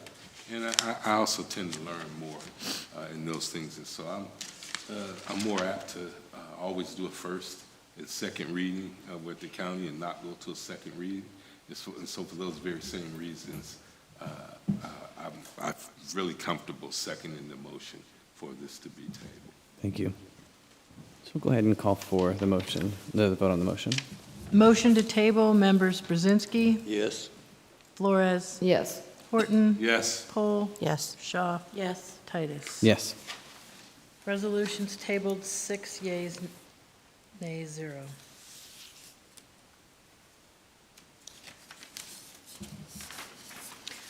I believe this takes us to a I think report. we'll go into committee reports. Okay, we'll go ahead and start with Mr. Brzezinski.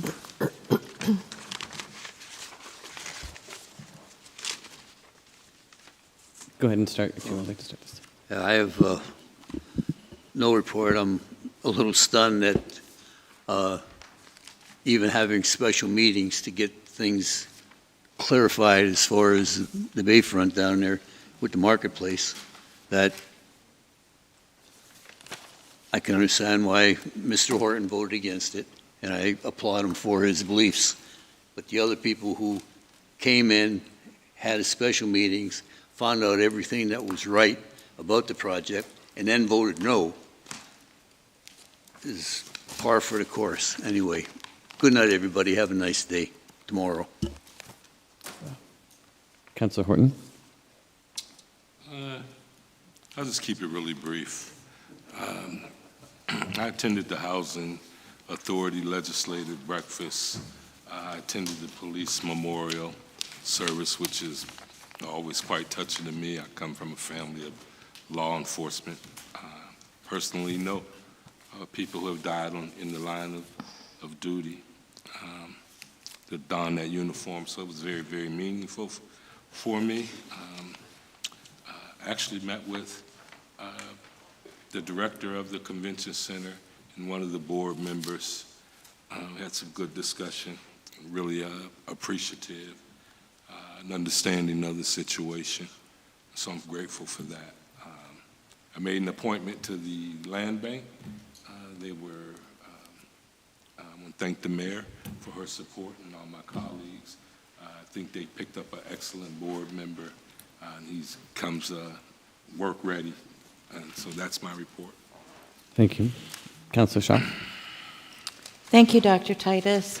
I want to extend my sympathy to former Chief Charles E. Bowers Jr. and the family, and want to also extend my sympathy to Al Pohl's family.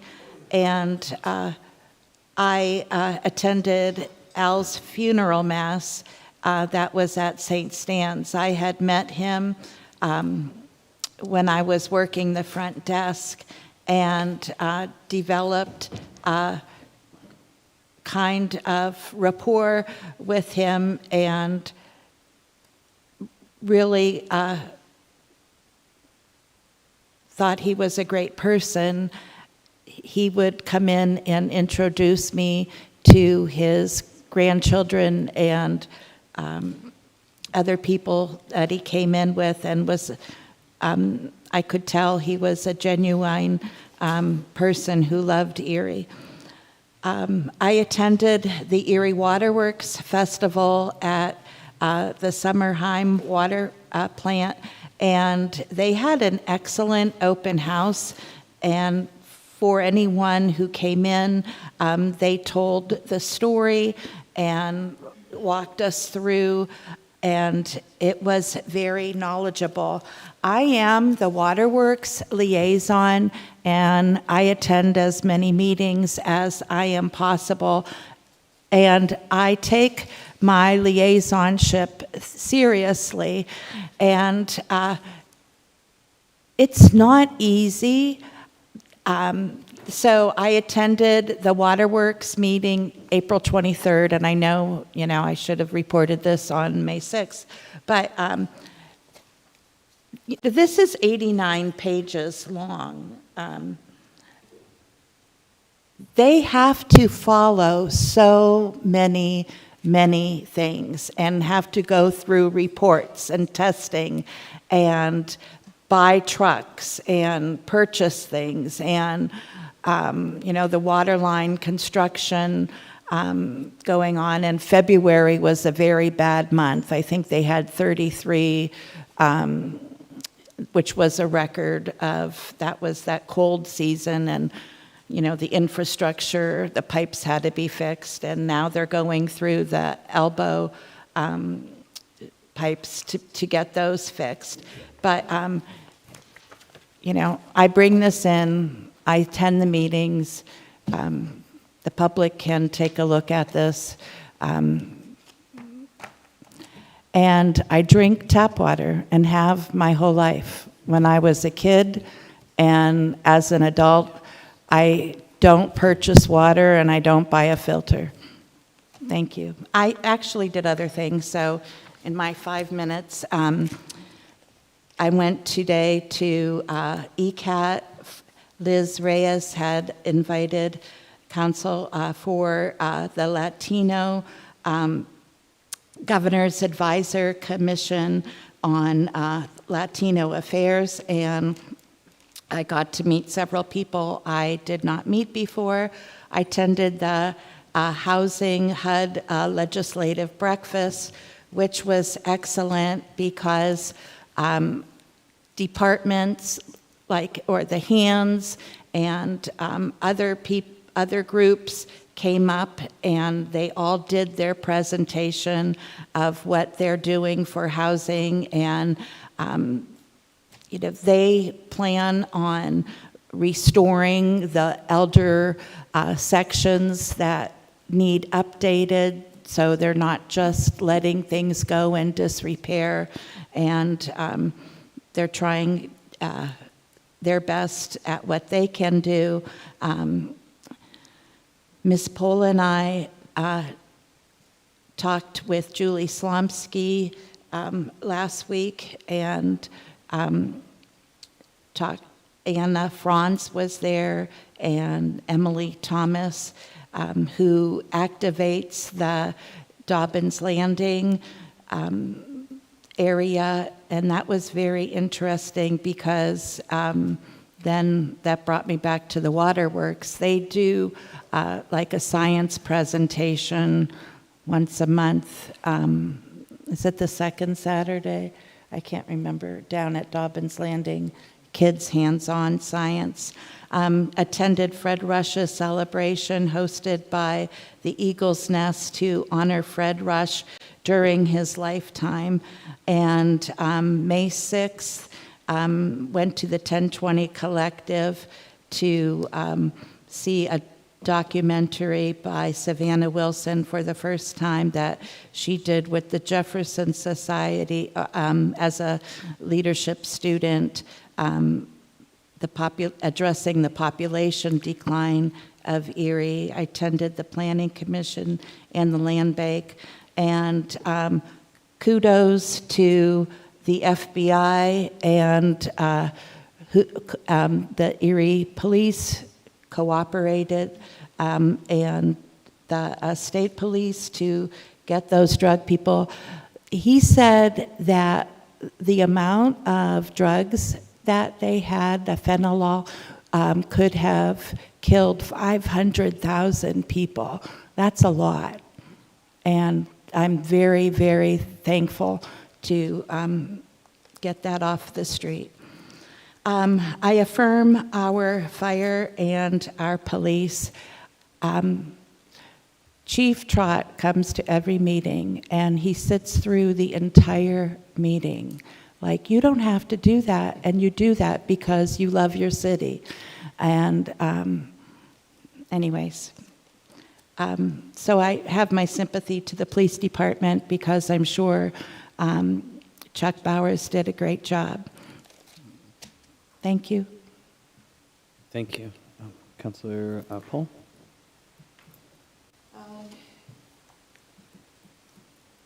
Other than the meeting with Kathy, Other than the meeting with Kathy at the Port Authority, I attended their monthly meeting last week, and they have an ongoing plan for the Erie Coke property, and they will be here at Caucus at our next meeting on June 3rd to present that.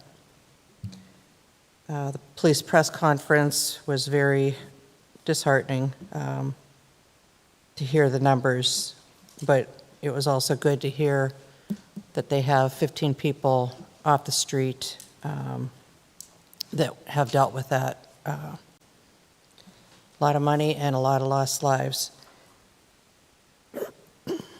I attended the ECAT also today with the Latino Affairs Commission, or the Advisory Commission. This evening before I came here, the Erie Cemetery was celebrating their 175th anniversary.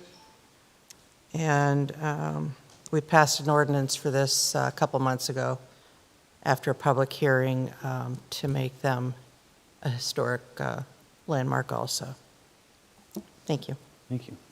Councilor Flores. Hello. Thank you, everyone who came and stayed the whole time, and all the citizens who came and spoke.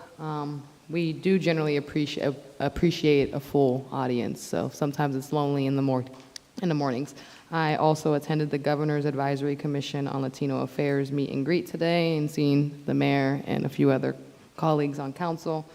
Pretty much they were just going over what the budget proposals are, but those aren't going to be passed until the Senate passes the budget, but that doesn't happen right away. Last year we were waiting 8 months, so let's hope that, our local senator who wants to cut our fire department is actually doing his job, but neither here nor there.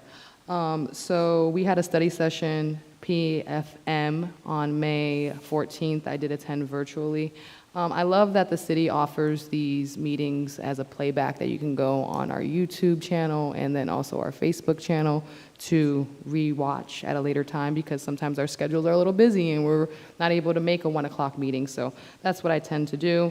We had a zoning hearing board meeting on May 12th, and then on May 19th, the Planning Commission had their meeting. So that was yesterday earlier. They're going to be doing a special zoning hearing meeting on Thursday, May 21st at 1 p.m., and that'll be here. And, you can attend these meetings, but you just listen and know what's going on at the city. A lot of people are always surprised when certain things are being moved before council, but chances are they have already been in the works for quite some time. So we go through the process of the business of the agenda and passing everything, but more than likely everything's already been worked on for 3 to 6 months before we even get it. So let's just be mindful that a lot of things are moving pieces, and sometimes when they get to council, they're just the final couple steps. So that's pretty much all I have to report. Just be careful out there. Watch out for pedestrians who are crossing the roads. Be a little bit more mindful for the children who are playing. Residential neighborhoods, please be mindful of our speed. We have a lot of heavy metal feet in our community, and I'm guilty of it myself. I have to remind myself I don't have to be in a hurry. But let's just make sure that this summer we are not responsible for any family's tragedy when it comes to us being impatient with our vehicles, please, and thank you. Thank you. I'll be brief. So I hear the anger and I hear the pain, and when we get our residents who come in here, I do believe that it's our job to shoulder that and to allow it to help us guide with our decisions. And I can't speak for everyone else. It's been said a couple times that we're not at places, but I'll tell you that my kiddos would tell you that I spend more time with community members and with other families than I ever do at home, which I know is what we've run to do. And this is a role that I'm very honored to serve in. But we are only so many, and we only have so many hours in the day as well, though, too. All of that, there's a lot we could speak on, but it's starting to get late. I do hear, and I want to echo what Councilor Flores had just said, is I think that status quo has been not really fully explaining some of the process of how the meetings work, especially with City Council. And I am committed, and I know that my colleagues are as well, is to making this more transparent and how this flows and why the things flow and why does it seem like we're not adding things, that people are asking us to add things. But this is the business part of so much of this, and so much of what we're voting on is the ordinances or the budgets, and so it is things that are passing down through certain directions. They're often heading in through the zoning, or they're going in through other places before they ever get here, and so a lot of that backleg work is happening at those meetings, which are also open to the public. And I know we're working on the website to get a lot of these things updated around like when can the public participate and where can the public learn about these things. And so that I know there's a strong commitment from this administration to make things more accessible and to make it more tangible for the average person as well. Myself included, sometimes it's very overwhelming. There's a lot to navigate, especially if you've ever sat with any of our zoning. It's a lot to sift through. Do want to remind everybody that we have a study session next Thursday, 5/28, 5:30 to 6:30 with the Parking Authority. We've heard loud and clear from the public, and so we're going to pull them in for discussion. Also have met continuously with the administration on the rental registration project or program that was brought in front of us, so that's continuing to move. We're going to be looking, hopefully, within the next couple weeks here to have an ordinance in front of council with all the amendments that have been requested and suggested. So I'm excited about that as well. As far as I got a letter handed up from the clerk to just request that if there's an event or something that you would like members to be at, it is very hard to keep track of everything. So if you can send that to the clerk at cityclerk@erie.pa.us, that it would be very helpful for us to get the information so that we can also attend and make sure that we're present. And if you can reach out, share your email, what the date, the time, and the location is so that the clerk can help distribute that amongst the council. And with that, I'll conclude my report and pass it over to the solicitor and the mayor. Solicitor has no report. He never has a report. I want to begin, I do have, and I will try to be brief, but two kind of personal notes. First, I do want to apologize to Mr. Cooley for being distracted during his comments tonight. That was disrespectful, and I appreciate, as public officials, we are not perfect. When we make mistakes, I think it's right to admit when we do. So I want to say that out loud, and he was right to call me out on it, and Ms. Jacobs was as well. So I just want to say that out loud to him. I don't believe he's still here, but to say in this room, I will do better. Secondly, I want to extend, Councilor Pohl, thank you for your comments about Al Rodriguez, a member of the Streets Department who passed away very unexpectedly on Saturday. Went to the viewing today and saw his family who were extremely distraught, and I just think it's something for us all to keep in mind. He was a current employee, and so thank you for the moment of silence, and I want to express my condolences. I also want to thank my friend Bob Strasser, who is still here, who continues to bring us wonderful ideas and does a lot of hard work on behalf of the city. He sent me about a 9-page report on his thoughts and AI's thoughts about how we can help save the city money, and so we will take all of those under consideration. I do want to note we were at the Apartment Association meeting last night. It was about a 3-hour meeting. We met with about 80 landlords. I think we had a really good conversation. We talked to them about the changes we're proposing. So rental registration. One of the landlords came up to me at the end and said, I don't agree with everything you're saying, but I appreciate that you're here and saying it. So I think it was a fruitful conversation as we continue to move forward. I promised them it wouldn't be the last time, that we'd come back and continue to see them as partners in this work. I think it was even noted here that we need them to be partners in this work. So a couple of clarifying points I want to make. There was a conversation earlier about the reentry in CDBG. So one more time, I do want to be very clear about this because I do understand the concern about transparency. So I think one question that was raised is who contacted whom. I'll reiterate, I was personally contacted by Mercy Her Civic Institute to come to a meeting with the county executive to discuss the concerns about the program. That was in January or February, and I will find the date and send it to all of you. After that, the Y, which had submitted their application for these funds, pulled their application because my understanding was they were notified they were going to lose this program. We were then asked by the county, when I say we, as I recall, it was Chris Groner, who is the chief of staff for the county executive, reached out and asked if the city would continue our funding as we had in the past, but now directed to the county. I told Chris, I asked Deborah Smith. Deborah Smith said we have to have an application. So the county completed an application just like every other applicant for CDBG. We have that on file. We're certainly happy to produce it. That came in late. It came in after the time period for regular CDBG applications. So when it got its way to Deborah Smith, she said it could be for reprogramming. You, council, haven't seen it yet because we're not reviewing reprogramming until June. So I just want to be very clear on our end, with our application, with our money, we are following our procedures, and you will see that as part of the reprogramming, and that was why we teed it up for you this evening. So I just want to be very clear about, again, who asking whom, what is the procedures. That is how that has occurred. And again, all we were asked was to divert our funds. I don't have opinion over the larger changes. Clear on that. One other item I want to clarify, there's been a lot of conversation about Erie Day in Harrisburg. Again, I apologize because I should have been clear about this in the first place. So I just want to very quickly go through what I personally did that day. I'm not going to speak for others. I met that day with a roundtable of the governor's secretaries and cabinets. One of them was Department of Human Services Secretary Arkush. I talked with her about childcare needs in the city of Erie, about the status of the poverty in the city of Erie and its impact on health, and we talked about housing. We also met with Policy Secretary Hussein, where we talked about our support for the governor's housing plan and how it would directly impact people living in poverty and living in substandard housing in the city of Erie.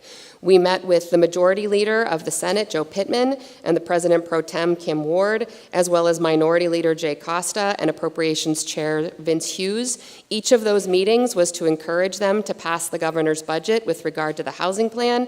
We talked about the waterfront master plan, which has been raised here tonight as well, and we talked about general economic development and encouraging businesses to settle in Erie. Those were the conversations, that was the advocacy, that was what I was there to do. Again, I can't speak for the others, but those were my conversations that I had. In addition to that, I have been actively advocating with the Municipal League to raise the local service tax. There was conversation tonight about why aren't we taxing the wealthy. The local service tax is the tax that every single person who works in the city of Erie pays, whether you live here or you don't. It has been capped at $52 by the state for many, many, many years. The Pennsylvania Municipal League, of which we are a member, is advocating for that cap to be removed so that we could go up to $100 or $150. Again, that's for people who work in the city. It's not based on income, and it's not based on property. It's if you work here in the city of Erie, and it would stay here in the city of Erie. So that is something that we're advocating for, and we believe that that would help with some of these issues of folks who live here and don't who work here and don't live here. We're also, when I was in Harrisburg that day, we advocated for the hotel tax.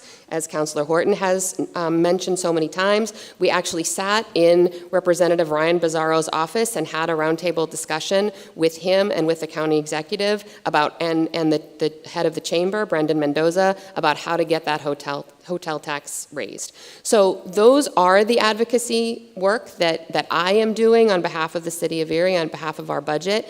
They don't meet the concerns that we heard tonight, but I don't want anyone to think that we're not taking them seriously or doing anything. These are slow things, but they feel urgent, and we will continue to act on them.